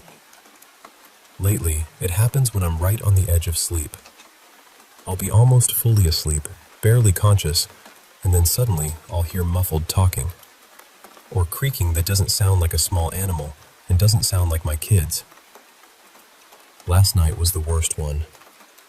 I woke up at 3:33 in the morning, confused and not sure why. I stayed awake for maybe an hour, just lying there, trying to calm down. Eventually, I finally started drifting off again. I was right at that point where you're almost gone, almost asleep, and then I heard 3 loud knocks upstairs. Clear, heavy knocks. Right after that, I heard this loud creaking sound, almost like someone was shifting their weight back and forth on the creaky steps upstairs. A couple minutes later, I felt pressure on my chest. At first, it felt almost like a cat had jumped up and settled on me, except we don't have any pets. I was too scared to look, so I slipped my hand under the blanket to feel what it was. And what I felt didn't feel like a cat. It felt like a hand bigger than mine. My fiancé was asleep beside me, facing the other direction, and this pressure felt like it was coming from above me, like someone was standing over me and reaching down. I don't know what to do with that. I really want to believe this house is not haunted because ghosts absolutely terrify me.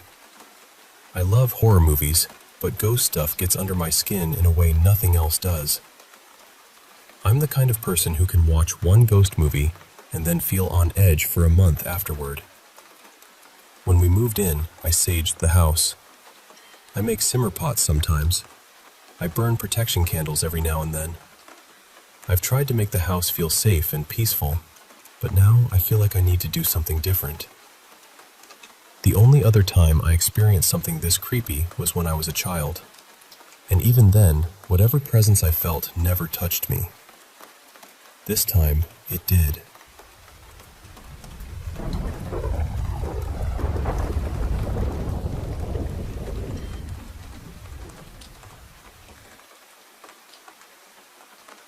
start by saying that my dad's side of the family always had this spiritualist streak running through them. I never actually met most of them, but my dad used to tell me these incredible stories about things they'd seen or felt. And honestly, I hated hearing them. I've always been frightened of ghosts and ghost stories, not just a little uneasy either. I'm the sort of person whose eyes start watering if someone tells me about a scary encounter. Horror films make me tense up completely, and I'll sit there trying to explain everything away with logic, just so I don't have to really believe it. My dad used to reassure me by saying that I'd probably only see or hear things if my mind was open to it. And I truly believed mine wasn't. I was too scared. I kept that door firmly shut. But there's one thing that happened to me that I have never been able to explain away. This was back in 2006. I was staying at my boyfriend Daniel's house. It was an older, semi-detached house on a busy road with fields stretching out across the front. He lived there alone with his dog, Jasper. I'd just had a shower and gotten dressed, and I was standing in the bedroom, looking out of the window toward the fields. I remember thinking how peaceful the view was. It was one of those ordinary, quiet moments where nothing feels wrong at all. Then, all at once, I got this awful feeling deep in my stomach. I knew someone was standing right behind me. My whole body went cold. My neck stiffened, and I couldn't move. It felt as though whoever was there was so close that I could feel them near my neck. Not touching me exactly, but close enough that I could sense their breath. Then this voice spoke right into my ear. It was male, deep, rough, and gravelly, almost hoarse. And it said, "Look at you. Look at you." The second I was able to move, I ran. I flew out of that room, down the stairs, and straight out the back door. Daniel was in the garden throwing a ball for Jasper. He looked completely startled when he saw me because I was hysterical. I could barely get the words out. What made it worse was that he said Jasper had suddenly stopped playing at almost the exact same moment. He'd just frozen and started staring up at the back of the house. The strange thing is, what happened to me had been at the front of the house. After that, I didn't want to stay there again. I had never felt anything in that house before, not once, but from then on, I was always on edge. Whenever I had to be there, I moved quickly from room to room, as though slowing down would give something a chance to notice me. About 6 weeks later, Daniel and I were in the garden when the neighbors started chatting to us over the fence. The conversation turned to the history of the houses, and Daniel mentioned that I thought I'd had some kind of ghostly experience there. That's when they told us something that still makes my stomach drop. They said they'd recently had an electrician working upstairs in their house, in the bedroom that would have lined up with the same room where my experience had happened in Daniel's house. He refused to come back. He didn't even want payment for the work he'd already done. He just wanted to leave. And the reason he gave them was that while he was working in that room, a man's deep, gravelly voice had spoken right into his ear and said, "Look at you. Look at you." The exact same words. There was no way they could have known what had happened to me.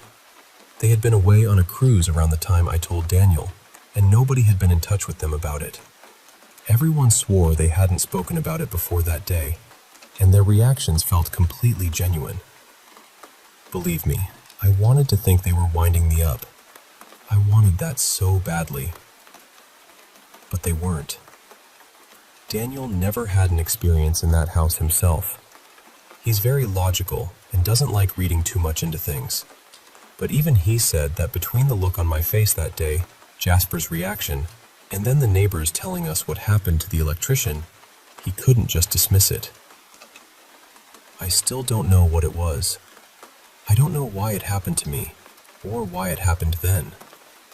But I do believe that was my paranormal experience. I don't talk about it often, but I've never forgotten it.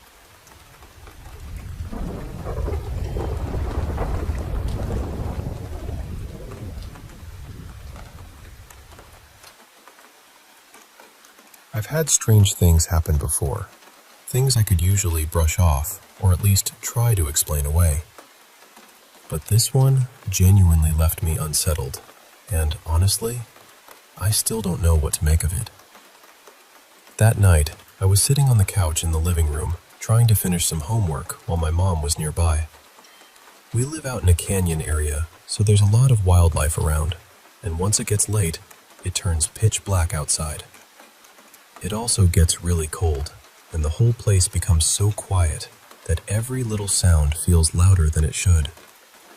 It was close to 11 p.m., and I had an assignment due at midnight. I was already stressed because the online program I was using kept glitching and giving me problems. Every so often, I'd get frustrated and mutter under my breath, or snap at the screen because it just wasn't working the way it was supposed to. At some point before I finished, I decided to drive to a nearby gas station. I honestly don't remember exactly why. Maybe I wanted a drink or a snack, or maybe I just needed to get out of the house for a few minutes. There's nowhere close enough to walk to where we live, so even a small errand means getting in the car. When I got back, I settled onto the couch again and kept working. Before long, the software started acting up again, and I felt myself getting irritated. I started to say something like, "This stupid piece of..." And then I stopped. Right outside the front door, another voice cut in. It sounded like an angry man's voice, loud enough that both my mom and I heard it clearly.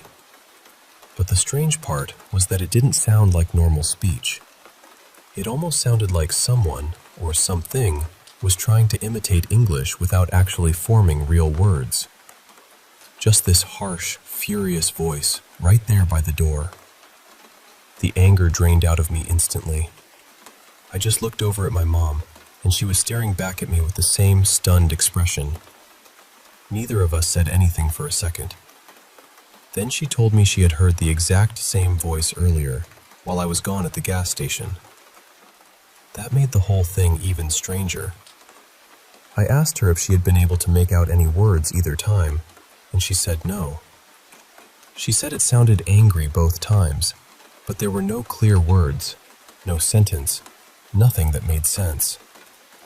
The part I still can't get past is that we have a Ring camera right at the front door. If someone had walked up, stood there, or moved around outside, it should have picked them up. But it never activated. Not when my mom heard the voice earlier, and not when we both heard it later. There was no motion alert, no recording, nothing. After that, the rest of the night was completely normal. Nothing else happened, and nothing like it has happened since. But I keep thinking about it because it sounded so close and so human, while somehow not human at all. And I still can't explain what was standing or speaking right outside our door.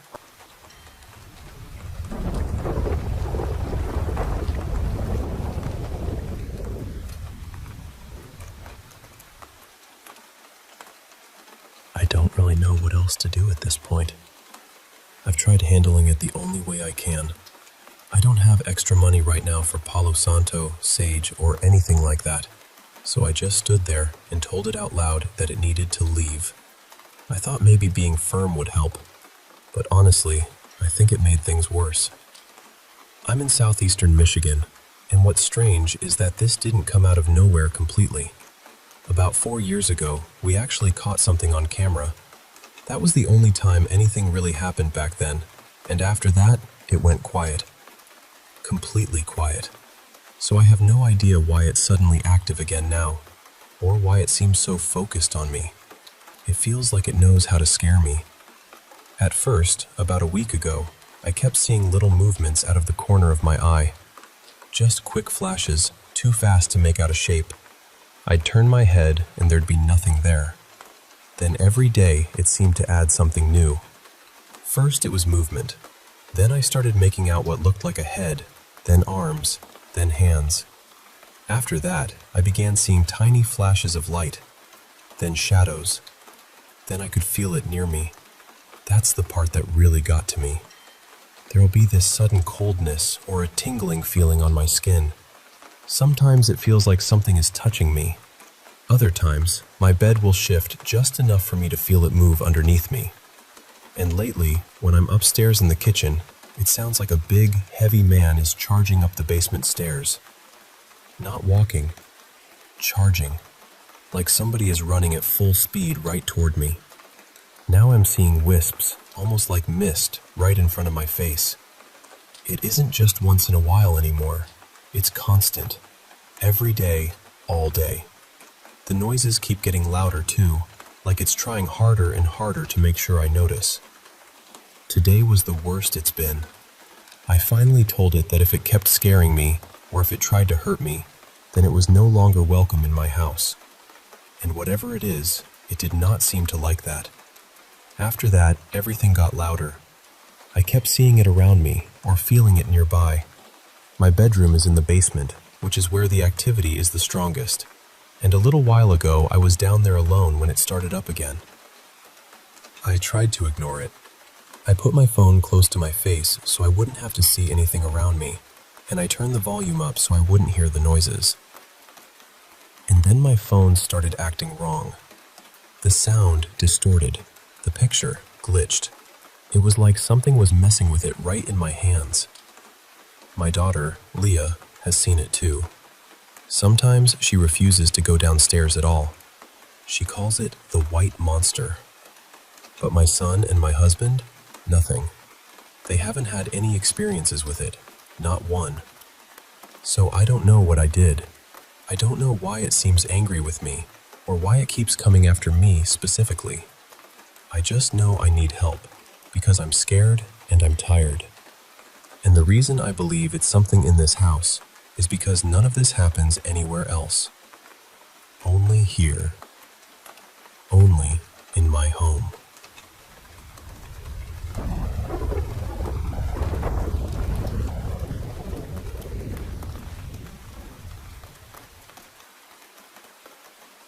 There's something in my bedroom, and I don't know how else to say it except that it doesn't feel kind.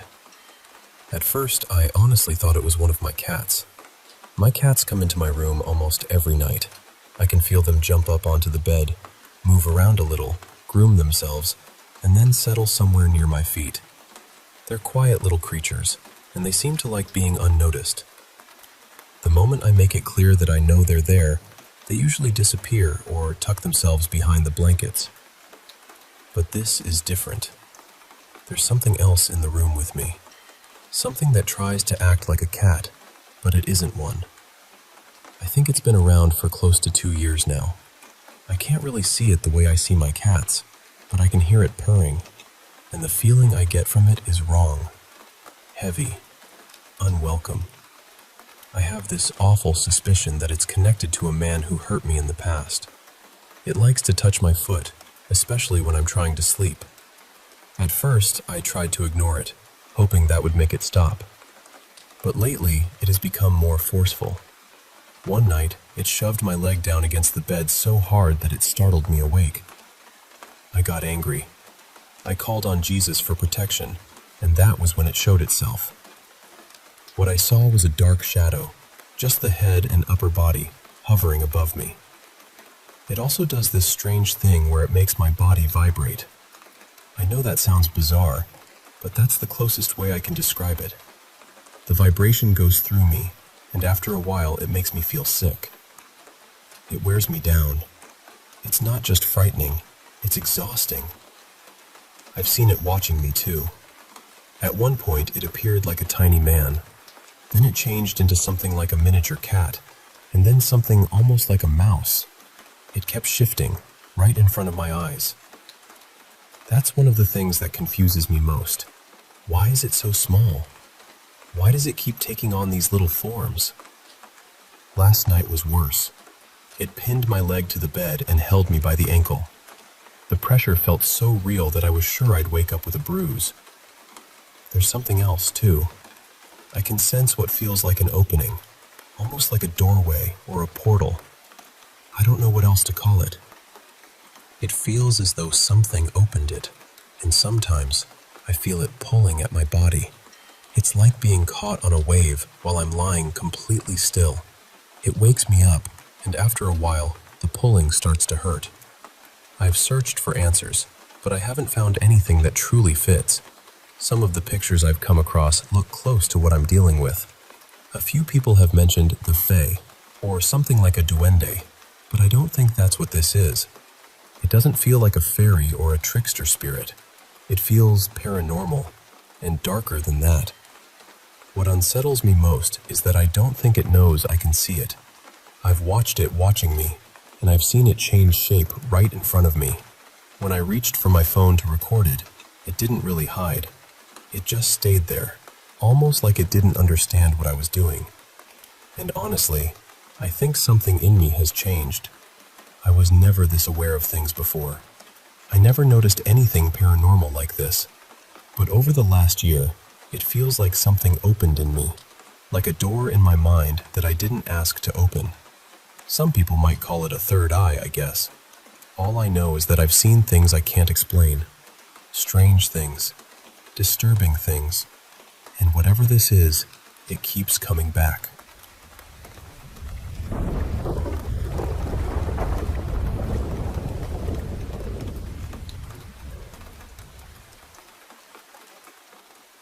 I still think about this sometimes, honestly. It happened late one night in Dublin, and even now, I don't really know what to do with it.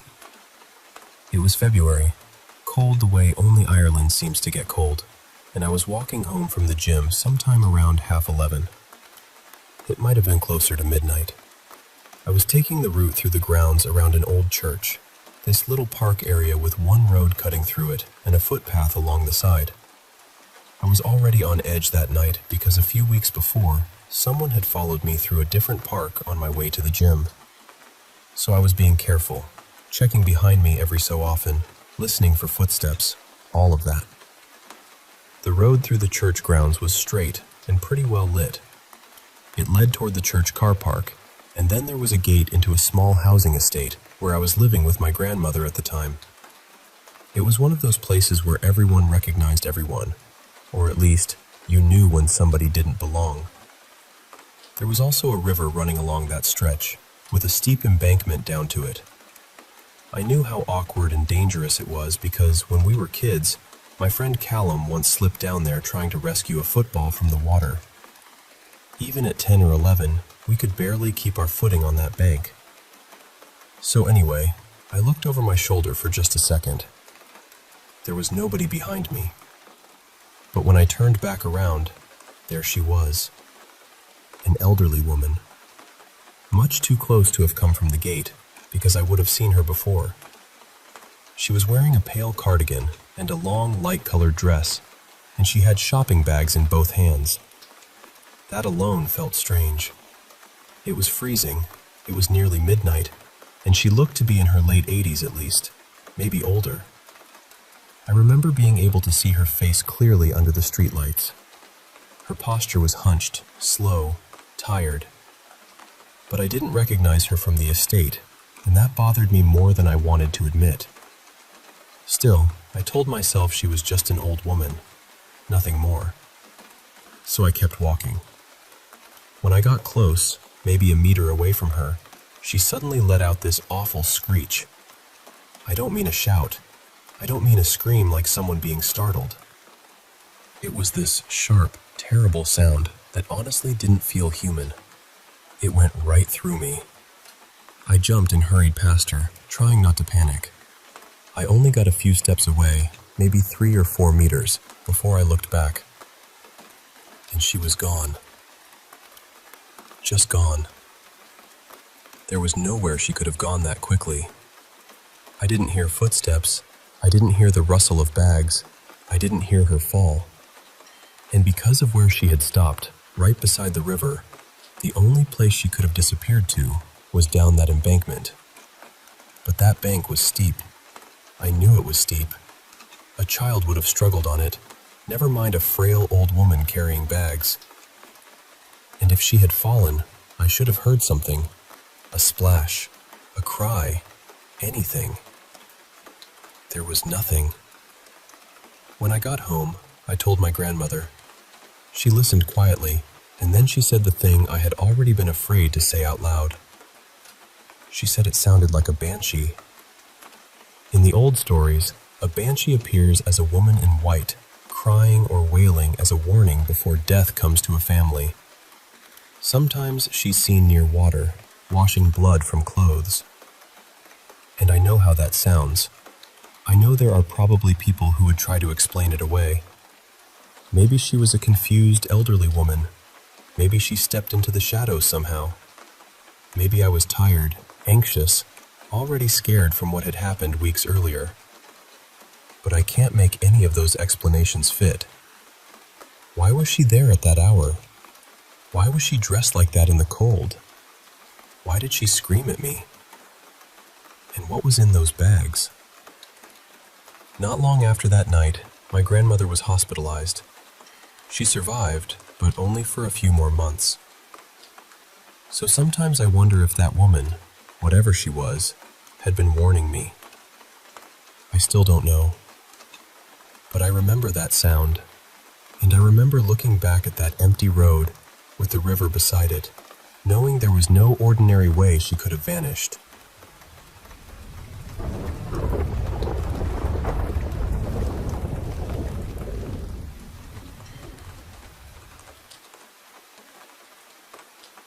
Growing up, I always knew our home felt a little crowded, even when everyone was asleep. The first time I really noticed something, I was about 12. I shared a room with my older brother, and my eldest brother was usually away during the weekdays because of national service. His room was this small, storage-like room near the toilet, right beside the kitchen area. One night, around 10, I went to the toilet. The door was open behind me, and I had my back turned when I suddenly felt something press into my back. It felt exactly like a finger. Not just a tap either. It poked me, then slowly dragged downward for about a second. I spun around right away, thinking my brother was hiding nearby and trying to scare me. I checked my eldest brother's room, but nobody was there. So I went back to our room and asked my older brother, "Did you just poke my back?" He looked at me like I was bothering him mid-game and said, "No, I've been playing League." That was when I went to my mom and told her what happened. She didn't look shocked. That made it worse. She just told me, very calmly, "Next time, don't acknowledge it." And that was the day I found out she believed there were 2 spirits living in our house. A few years later, when I was 15, my family went out for a day trip, and I stayed home alone. I did what any teenager would do with an empty house. Stayed up until 2 in the morning playing games. Before sleeping, I went to the kitchen area to brush my teeth. The bathroom, toilet, and my eldest brother's room were all around there. Now, our toilet door was an old sliding door. Not the smooth kind. You had to use real strength just to shut it properly. While I was brushing my teeth, that door suddenly slammed halfway shut. I jumped backwards so hard I nearly slipped. At first, I tried to blame the wind, because your brain will grab anything normal before accepting something strange. But every window was closed. The main door was closed. The weather was completely still. And that door was so heavy, even a strong breeze would have struggled to move it. I ran back to my room, locked the door, and prayed until I fell asleep. Then, when I was 17, something happened that still bothers me. It was around 8 in the evening. I was lying on my bed texting a friend. My mom was in the bathroom showering, my brother was out running, and my dad was still at work.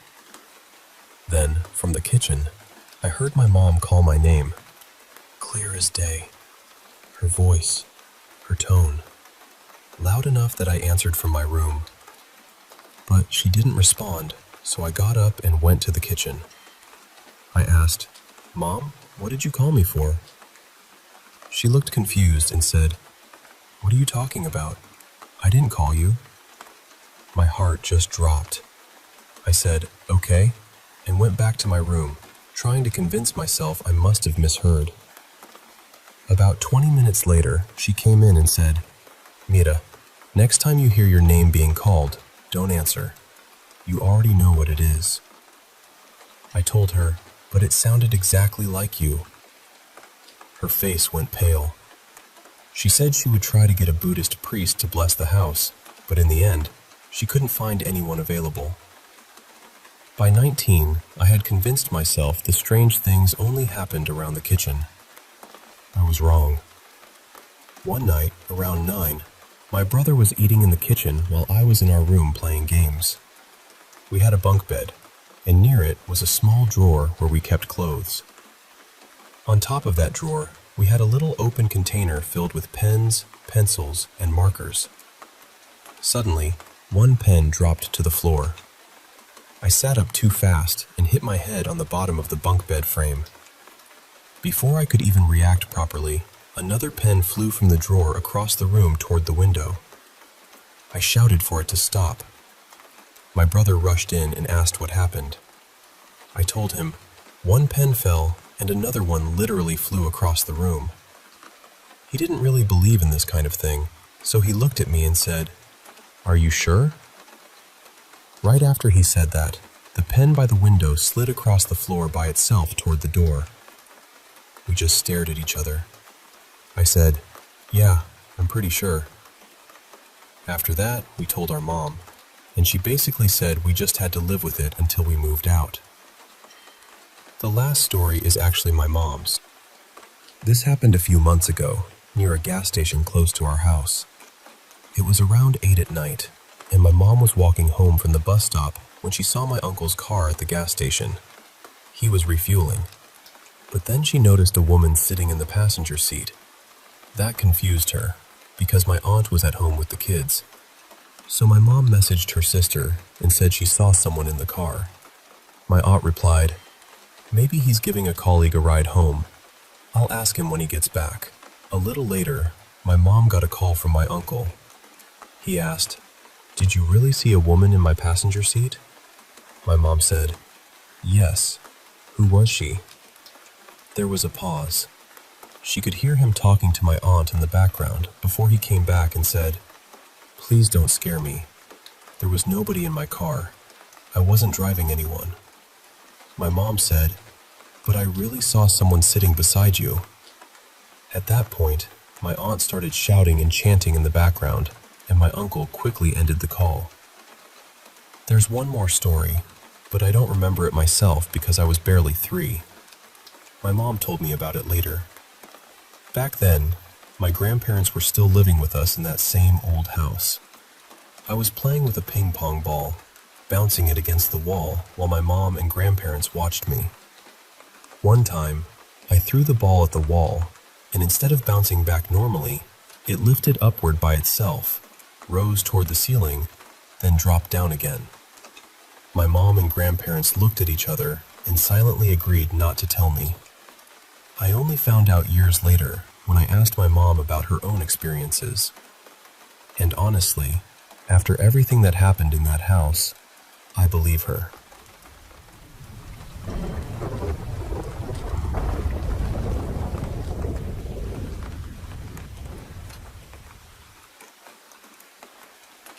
I want to tell you what happened last night, because I still don't fully know how to explain it. Me and a few friends had been out for a while, and by the end of the night, everybody was starving. We finally settled on pizza, ordered some, picked it up, and figured we'd eat somewhere instead of just heading straight home. That's when one of my friends, Kainoa, suggested this park nearby. Now, this park is pretty secluded. At night, there usually isn't anyone there except maybe a few houseless people passing through. It's not the kind of place where you expect to see families or kids after dark. When we got there, the parking area was basically empty, except for what looked like an older couple slowly driving around, maybe looking for their dog or something. The park has 2 playgrounds. One is older and bigger, the one that's been there forever. The other is smaller, newer, and fenced in. We decided to hang out at the smaller one. At first, everything was fine. We were eating, joking around, messing with the playground equipment. My girlfriend was nervous about being there, and honestly, a couple of us were too.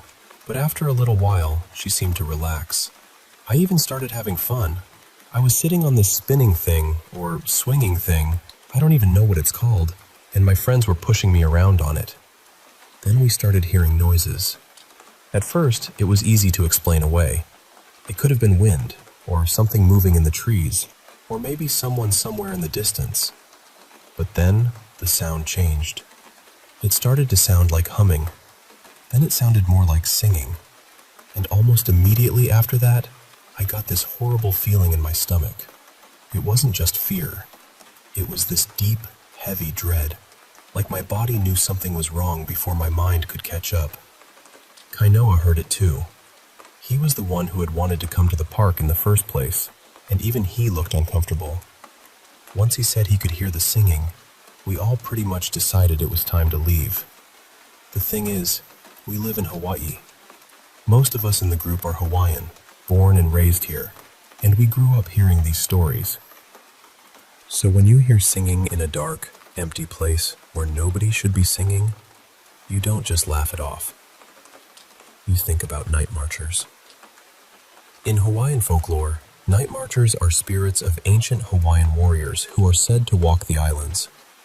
The stories say that if you see them, and no one from your family line is among them, they can kill you. Other versions say that if you don't have Hawaiian blood, you're in danger. Either way, it's not something we take lightly. So we left fast. Everyone was shaken up. My friend driving backed out and we started getting away from the park. People in the car were talking about what we heard, trying to make sense of it, but I was still looking out toward the old playground. That's when I saw it. Near the older playground, maybe 10 or 15 yards away from where we had been, I saw a black figure. And I don't mean a person standing in a shadow. I mean I saw a dark figure in a lit-up part of the park. It shouldn't have looked that black. It was moving toward the car while we were already driving away. It didn't feel like, oh, maybe that's just some guy walking over. It felt wrong. I was the only one who saw it, but that wasn't even the worst part. As we kept moving, I looked toward the tree line, where these tall pine trees were, and I swear I saw more of them. Multiple shadow-like figures walking between the trees. After that, everything gets blurry for me. I barely remember the ride home. I know I was freaking out, but it feels like pieces of that drive are missing from my memory. And now, ever since that night, every time I dream, I see the same shadow figure. The one that was walking toward the car. That's what scares me even more, because I don't usually dream. Or at least, I almost never remember my dreams. But now this thing keeps showing up. My girlfriend has had supernatural experiences for most of her life, and she didn't see what I saw that night. But later, she asked me one very specific question. She asked, was it walking toward us? When I told her yes, she got quiet. And honestly, that question has been messing with me ever since. I don't know why it matters so much whether it was standing still or walking toward us, besides the obvious reason that it's terrifying. But the way she asked made it feel like there was something more to it. I still don't know what happened to us at that park. All I know is that we heard singing where there shouldn't have been singing. We left because every instinct told us to go. And I saw something in that old playground that I can't explain. And now it keeps finding me in my dreams.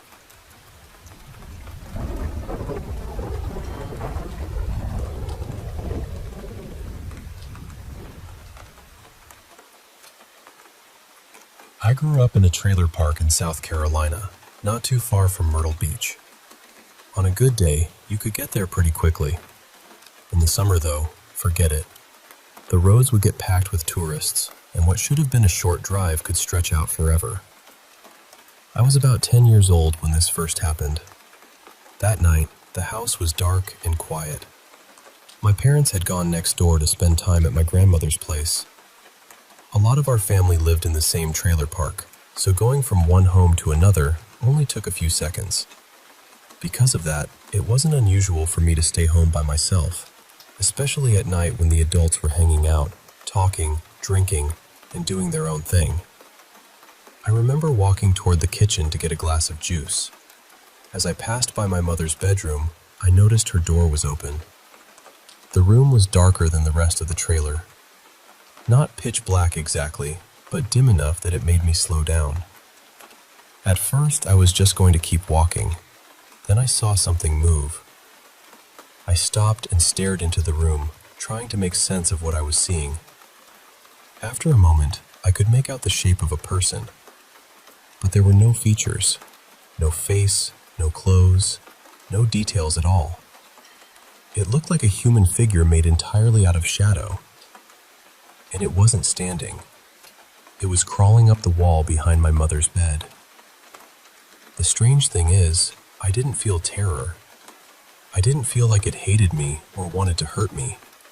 It felt more like it knew I was watching it. For a few seconds, we were just there together in that quiet darkness. Then it disappeared. I didn't scream. I didn't run out of the house. But I did hurry to the kitchen, grab my juice, and go straight to bed. Years passed, and eventually I pushed the whole thing out of my mind. Life moved on. My family ended up leaving South Carolina and moving north to Ohio for personal reasons. And once again, we lived in a trailer park. This trailer was nicer than the one I remembered from when I was little.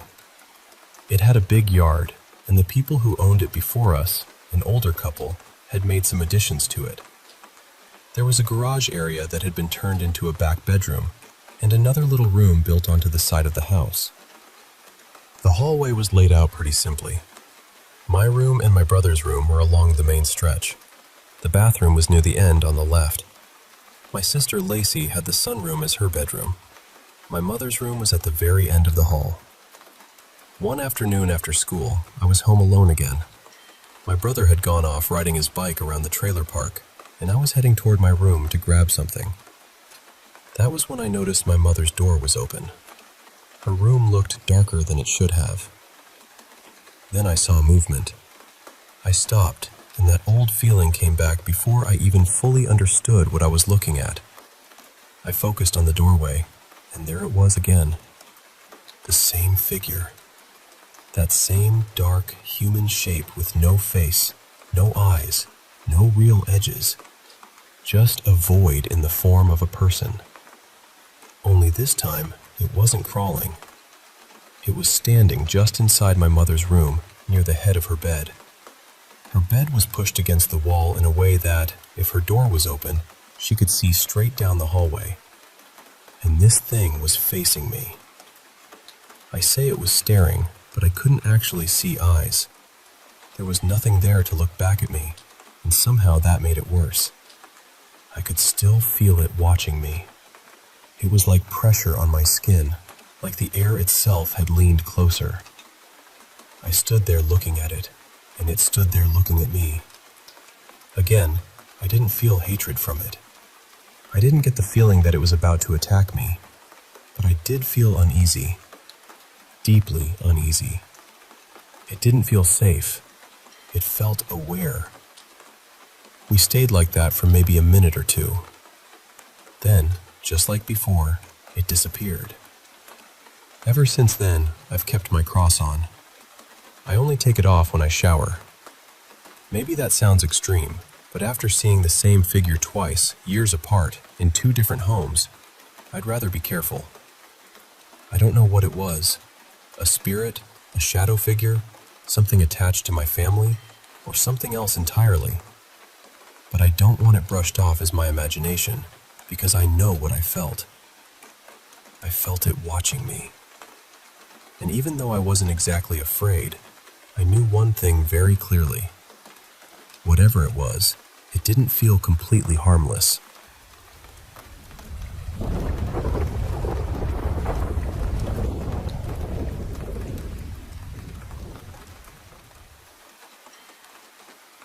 So I moved into this house a little over a year ago, and before I get into what happened last night, I feel like I should explain the smaller things first, because they've kind of been building up in the background.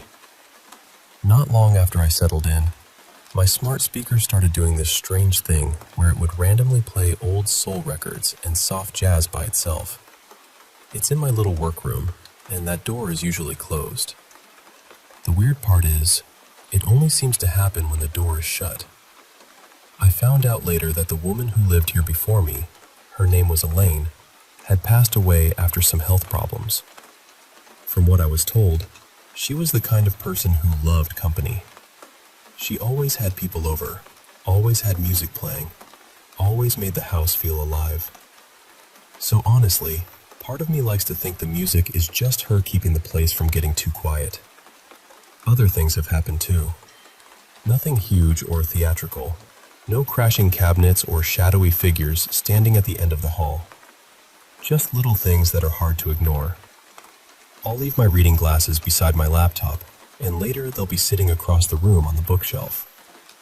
Small objects fall from spots where they really shouldn't be able to fall from, and a couple of times, I've actually watched it happen. When I'm the only one home, I sometimes hear footsteps in the kitchen or down near the main bedroom. Every single time, I check the house. I look in the closets, the hallway, the rooms, everywhere. There's never anyone there. But the strange thing is, it's never felt threatening. Unsettling sometimes, sure, but not hostile. More like the house has a rhythm I just haven't fully learned yet. Then last night happened. I was sitting by myself in the living room, watching a movie, and out of nowhere, I felt this cool draft move past me. That was odd enough, because the windows were closed and the room was still. And then, right beside my left ear, I heard someone say, "Hey," clear as anything. It wasn't a whisper. It wasn't a crackle from the TV. It wasn't one of those sounds you can explain away if you try hard enough. It was calm and casual, like someone walking into the room and greeting you gently. Just one word. "Hey." That was all. And I'm not going to lie, it rattled me. My whole body froze for a second. I've heard noises in this house before, but never a voice that close, never something that direct. But at the same time, I wasn't completely shocked. Not really. Because whatever is here has always felt quiet, peaceful, almost polite. Maybe Elaine just wanted me to know she was there. Or maybe she wanted to watch the movie with me. Either way, I think last night answered the question I'd been carrying around for months. This house isn't empty. Not completely.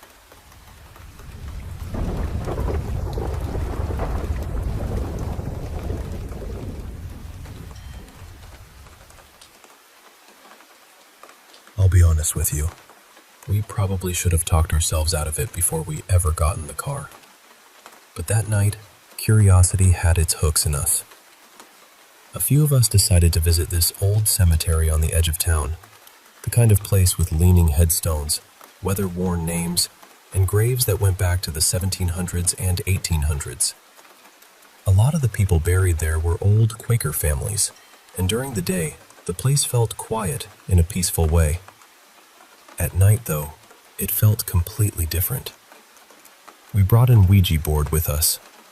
By the time we arrived, the sky had gone dark enough that the trees looked like one solid wall around the cemetery. We found a small cluster of old tombstones and set the board down carefully between us. Before any of us touched it, my friend Mason said we should say something first, just to be respectful. So we did. We said, "We invite only spirits who mean no harm. If you bring lies, anger, or malice, you are not welcome here." Then we placed our fingers on the planchette and asked the simplest question we could think of. "Is anyone here?" For a while, nothing happened. The planchette didn't twitch. Nobody spoke. We just sat there in that heavy silence waiting for something, anything. After about a minute, I could feel everyone's excitement starting to drain away. It felt like we had built the whole thing up in our heads, only to sit in the dark with a piece of cardboard. Then we heard it. A deep, metallic sound came from somewhere beyond the graveyard, out in the woods. It sounded like someone had struck a gong. Not a branch snapping, not an animal, not something falling. It had this round, ringing quality to it, loud enough that every single one of us froze. Nobody laughed. Nobody tried to explain it right away. We were all just staring toward the trees. After a minute, one of us asked out loud, "Are you trying to answer us?" Then Mason asked, "Can you not use the board? Is that sound how you're speaking?" And then it happened again. The same low, echoing gong sound rolled out from the woods. That was when the whole mood shifted. It didn't feel like a game anymore. It felt like something had noticed us. For several minutes, we sat there, barely breathing, waiting for it to happen again. The sound stopped for a while, and we started convincing ourselves that maybe whatever it was had moved on. Maybe it was some weird piece of metal in the woods. Maybe a person. Maybe our nerves. We were just about ready to pack everything up. Then the gong sounded again, but this time it was farther away, fainter, and it rang twice. That was enough for us. We grabbed the board and hurried back to the car. Once we were inside, with the doors shut and the cemetery behind us, we pulled the Ouija board out again, trying to make sense of what had just happened. That was when I noticed something that made my stomach drop a little. The planchette didn't have the clear glass or plastic window in the middle. It was either broken, badly made, or just some cheap fake version. So there we were, sitting in the car, realizing that if something had been trying to communicate through the board, the one piece it needed might not have even worked properly. On the drive home, none of us could stop talking about the sound. We had been to that cemetery during the day before, and we had walked near those same woods. We never heard anything even close to a gong. No church bell, no wind chime, no metal gate, nothing. Then Mason said something that honestly stuck with me. He said maybe we really did invite something in, but because the planchette was broken, it couldn't answer us through the board, so it used the only thing it could. That sound in the woods. And I know how that sounds. I know there are probably people who can come up with practical explanations, but in my mind, that is still the explanation that feels the closest to what we experienced. I've never had anything like that happen before. Not before that night, and not since.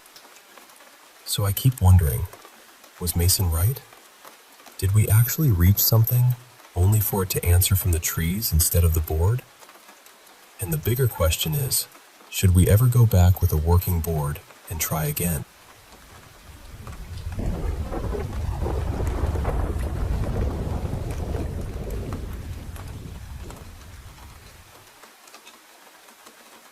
I don't usually talk about this, but it's one of those memories that followed me out of that place and never really let go. Back then, I was a former military detainee, and this happened during my last few days inside a regional military prison. Time didn't move normally in there. There was no sunlight where I was kept, no window, no real sense of morning or night. After a while, everything starts to blur together, and your mind begins doing strange little dances in the dark. At least, that's what I kept telling myself. I was in solitary confinement. They had me in C Hall, which was a whole row of cells, but I was the only person inside that block. Every other cell was empty. No footsteps, no coughing, no voices. Just me, those steel doors, and a kind of silence that felt alive. Across from C Hall was D Hall. That was where they kept the other prisoners, mostly the ones being questioned. Sometimes I could hear a door slam from over there, or the low shuffle of boots, but it was far enough away that nothing should have sounded clear. Then, a few days before I was supposed to be released, things changed. It started with whispers. At first, I thought it was my imagination. They were soft, almost like breath moving past my ear. I couldn't catch everything, only pieces. Why did they leave me here? I never confessed.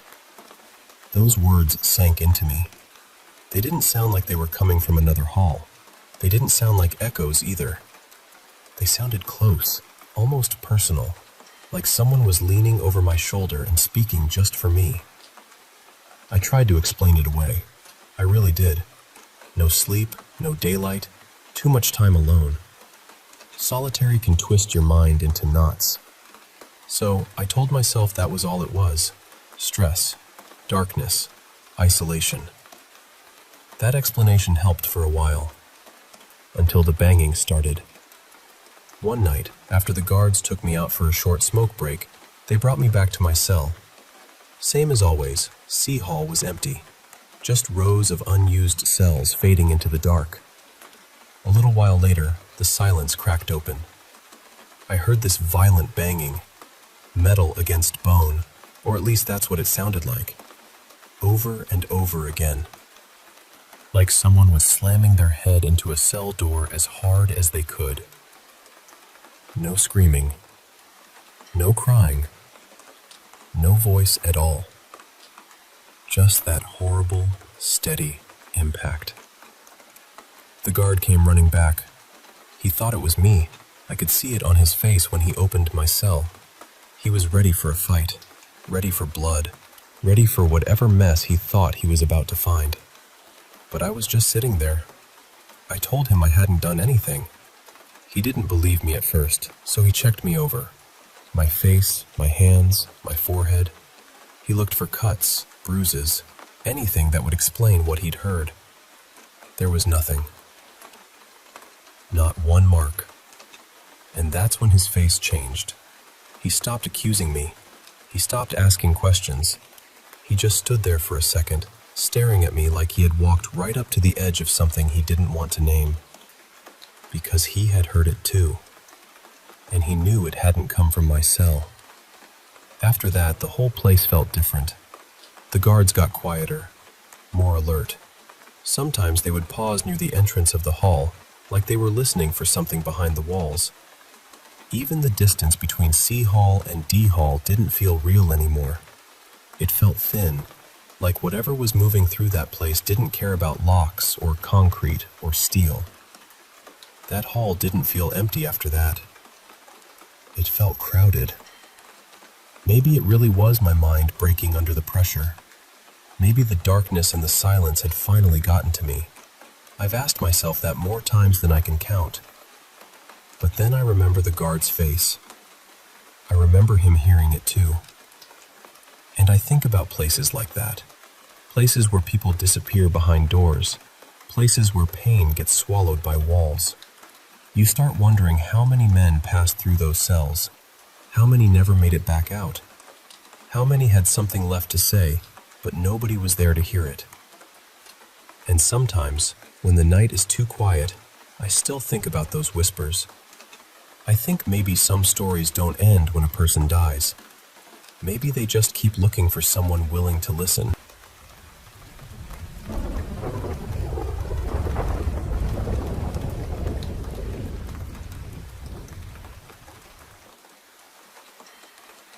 I've always kind of kept this story tucked away in the back of my mind. Mostly because whenever people talk about haunted places in Old Town San Diego, the Whaley House usually takes over the whole conversation. And honestly, I get it. That place has earned its reputation. But Old Town itself has a strange feeling to it, especially at night. Some of the streets, the little shops, the restaurants, even the spaces between buildings, they all seem to hold on to something. And I feel like those stories deserve to be told too. This happened back in the mid-90s, when I was around 10 or 11 years old. My mom had a friend named Marla who worked at a cafe in Old Town. One night, Marla's car was getting repaired, and since we didn't live too far away, my mom agreed to pick her up after her shift.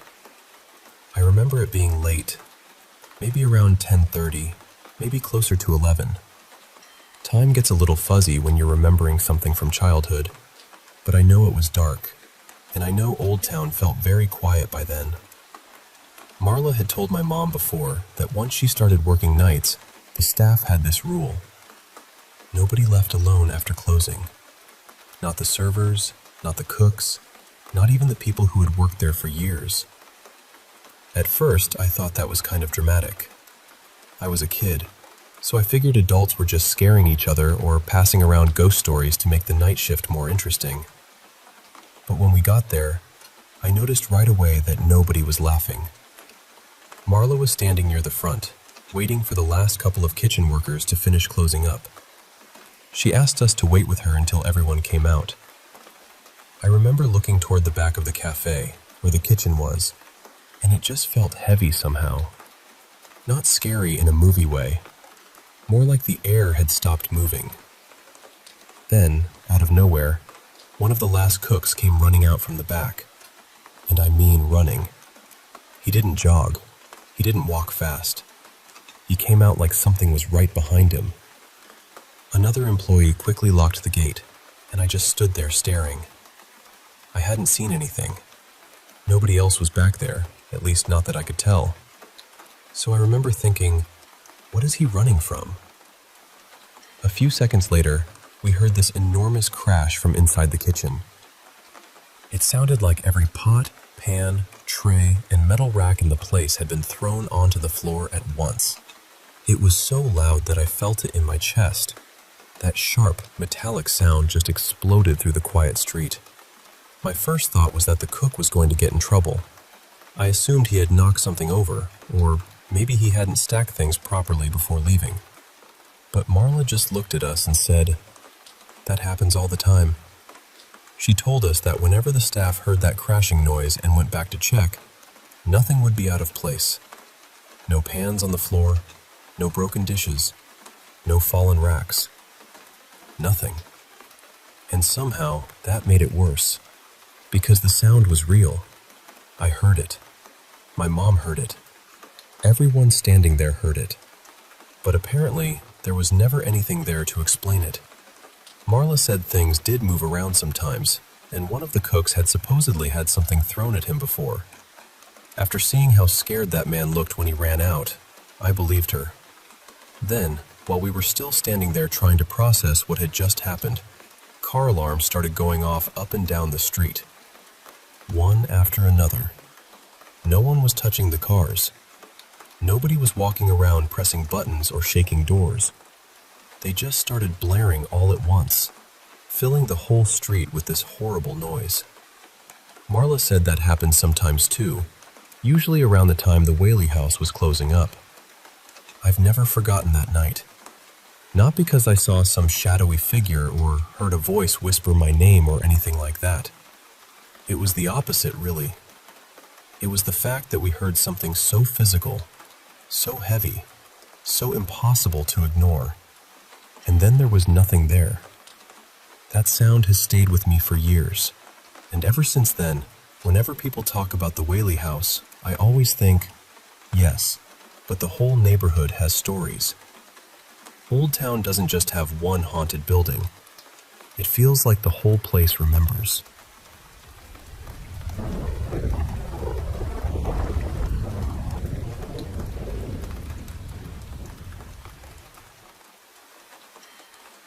This happened a little over half a year ago, and I still think about it more than I probably should. It was very late, maybe close to 3 in the morning. I was in my room by myself with the lights off, and the only glow came from my phone screen. The whole place was quiet in that strange nighttime way, where even the air feels like it is listening. I had this small canister of an inhalant with me. I know that already sounds bad, and honestly, I do not have some deep reason for it. I think I was just curious. Restless, maybe. I decided to try it. At first, it was nothing dramatic. Just this light floating feeling, like my thoughts had loosened a little. But then something shifted. My body started feeling far away. Not gone exactly, but distant, like I was sitting a few inches outside of myself. My fingers felt numb and strange, and when I moved them, they did not feel completely like mine anymore. The room did not spin, and it did not blur the way I expected it to. It was more like the edges of everything softened. The walls, the shadows, even the silence. Reality felt thinner somehow. Then I looked down at my hand, and there was something in my palm. At first, I thought my mind was just misfiring. but the longer I looked, the clearer it became. It was tiny, about the size of a piece of candy, and almost see-through. It looked like it was made of glass or water, with this soft little square body that gently wobbled when it moved. It had 2 small eyes, a tiny mouth, and this strange, tender presence. I do not mean warm to the touch. I mean it felt warm emotionally, like standing near someone who trusts you completely. It looked up at me, and then, in the softest little voice, it said, "Papa." I know how that sounds, I know, but I swear it did not feel like I made it up. The voice was not exactly in the room, but it was not just a thought either. It landed inside my mind with the weight of something real. I froze. The little thing shifted in my hand, almost like it was shy or uncomfortable. It wiggled a little, the way a small child does when they are trying to stay still but cannot. For some reason, that detail has stayed with me the most. It made it feel alive. Not like a random image. Not like a dream. It felt like it was there with me. And the strangest part is that I was not afraid. I felt responsible for it. I felt like I needed to keep it safe, like it had chosen me for those few seconds. Maybe it was only seconds. Maybe it was longer. I honestly lost track of time. Everything else disappeared. There was no room, no night, no phone light. Just me and this tiny glass-like creature resting in my hand. Then, all at once, it vanished. No fading, no dissolving, no slow goodbye. It was just gone. The second it disappeared, everything came rushing back. My body felt heavy again. The room felt solid. My heart started pounding so hard it actually scared me. I kept staring at my palm, opening and closing my hand, hoping it would come back. But it did not. Since that night, I have not been able to let it go. Not because it frightened me. It is more painful than that. I miss it. I tried to recreate everything. Same room, same hour, same darkness, same quiet. But nothing happened. And honestly, I do not even care about chasing the feeling anymore. I just want to see that little creature again. I know it sounds impossible. I know it sounds like something my brain invented under the influence. But it felt too specific, too personal, like it came from somewhere, and for a moment, it found me. Has anyone else ever experienced something like that? Something that felt real, that noticed you, that interacted with you, and then disappeared without a trace? And does anyone know if there is any way to see something like that again? Because I miss him. And some part of me still feels like he is out there somewhere.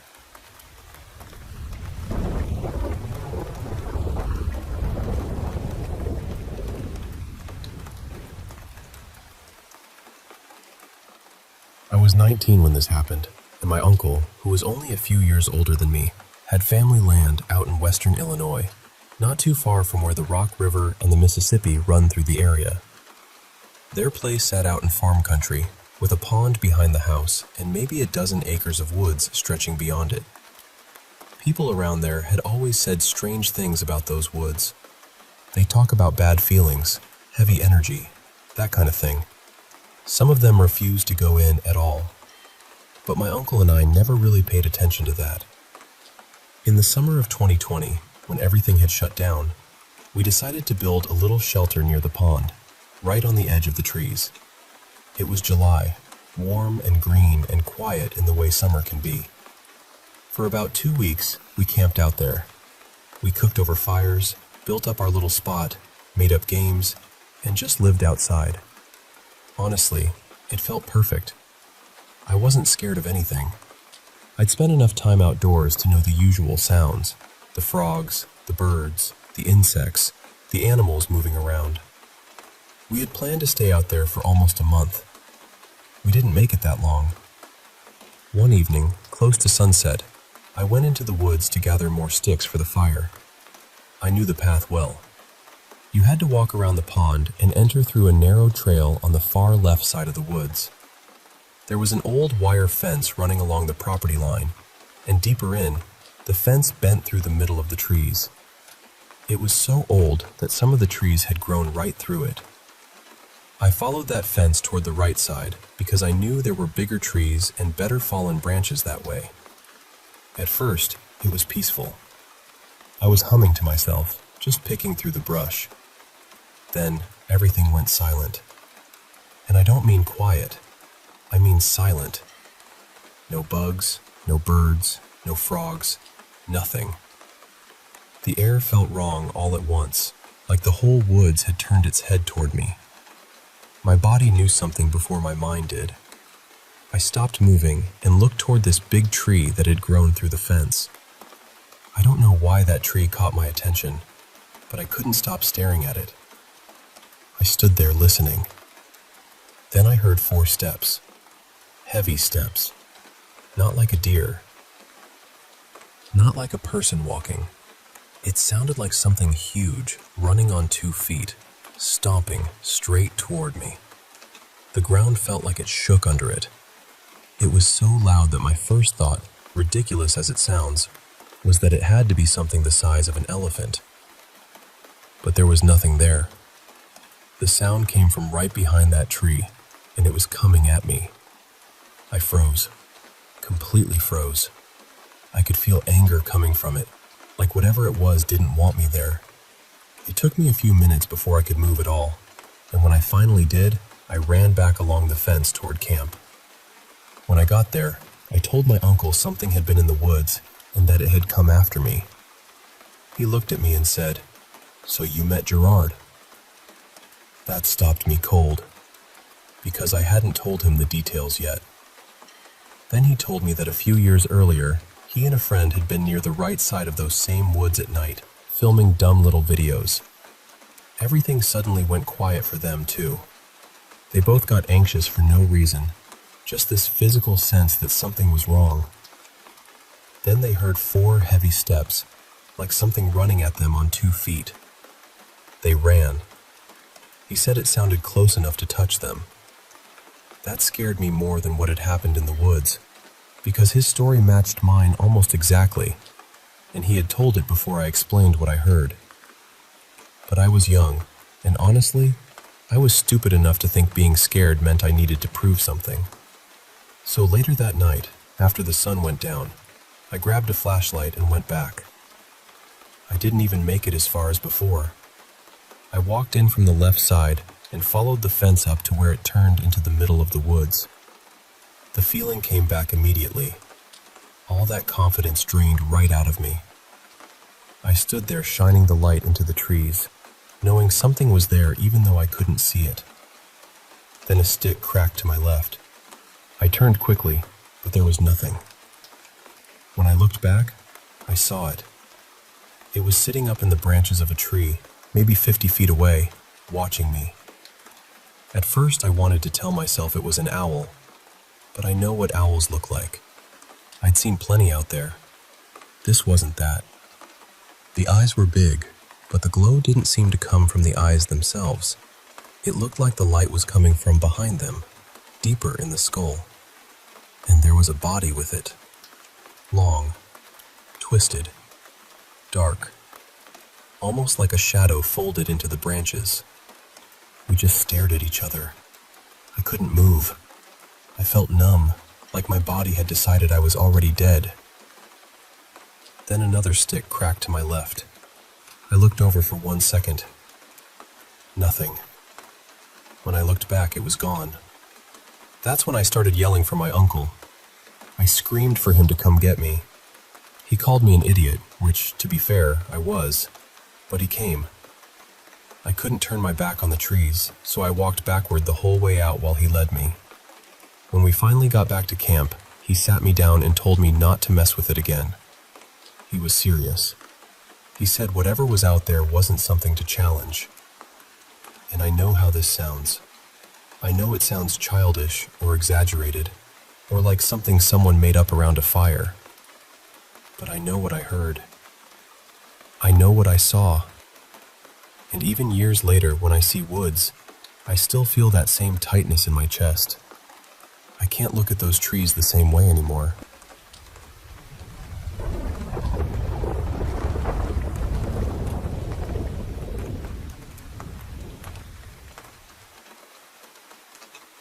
When I was 16, I went through a medical emergency that changed my life in a way nobody saw coming.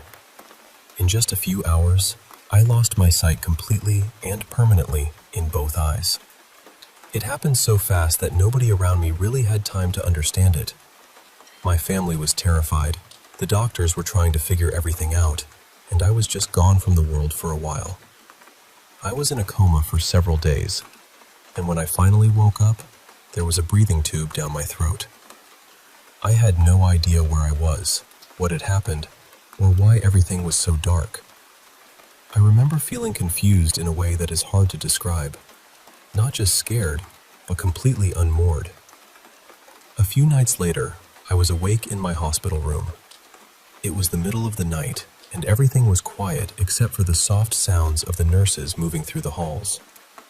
My mom and my older brother were asleep nearby, and I was lying there in pain, trying to make sense of this new reality I had been dropped into. Then something in the room changed. I know that sounds vague, but that is the only way I can explain it. The air felt different. The room felt like it had shifted somehow. It was strange, and honestly a little unsettling at first, but at the same time, there was this deep calm in it. I was on a lot of medication, so I have thought about that many times. I have asked myself if maybe my mind was playing tricks on me, but I really do not believe that was it. I was awake. I was aware. I knew where I was. I could understand what was happening around me. After so much noise and fear and pain, everything suddenly felt still. I softly said, "Hello?" because I thought maybe a nurse had stepped into the room, or maybe my brother had moved in his sleep. And then I felt weight pressed down gently on the edge of my bed. Right after that, this unbelievable feeling of peace came over me. It was not just comfort. It was bigger than that. It felt like warmth moving through my whole body, like being wrapped in something safe after being cold for a very long time. And then, in my mind, I heard the words, "You're going to be okay. Just keep holding on." I was stunned. I actually shook my head because part of me thought, no, this cannot be real. I thought maybe the medication was doing something strange to me. I said hello again, louder this time, trying to figure out if someone was actually there. And just like that, the feeling changed back. The room felt normal again. The pressure, the heaviness, that strange closeness in the air, it all lifted. And whatever had been there was gone. I say she because that is what it felt like. I did not see anyone. I could not see anything at all. But the presence felt feminine to me. Gentle, kind, deeply empathetic. Like someone who understood exactly how frightened I was and came close just long enough to help me breathe again. I still do not have an explanation for it. I am not religious. I do not really believe in angels or spirits or anything like that. But I know what I felt. I know I was awake. I know I was mentally clear enough to understand my surroundings. And I know that, for a few moments in that hospital room, I felt something sit beside me and tell me to keep going. I have carried that moment with me ever since.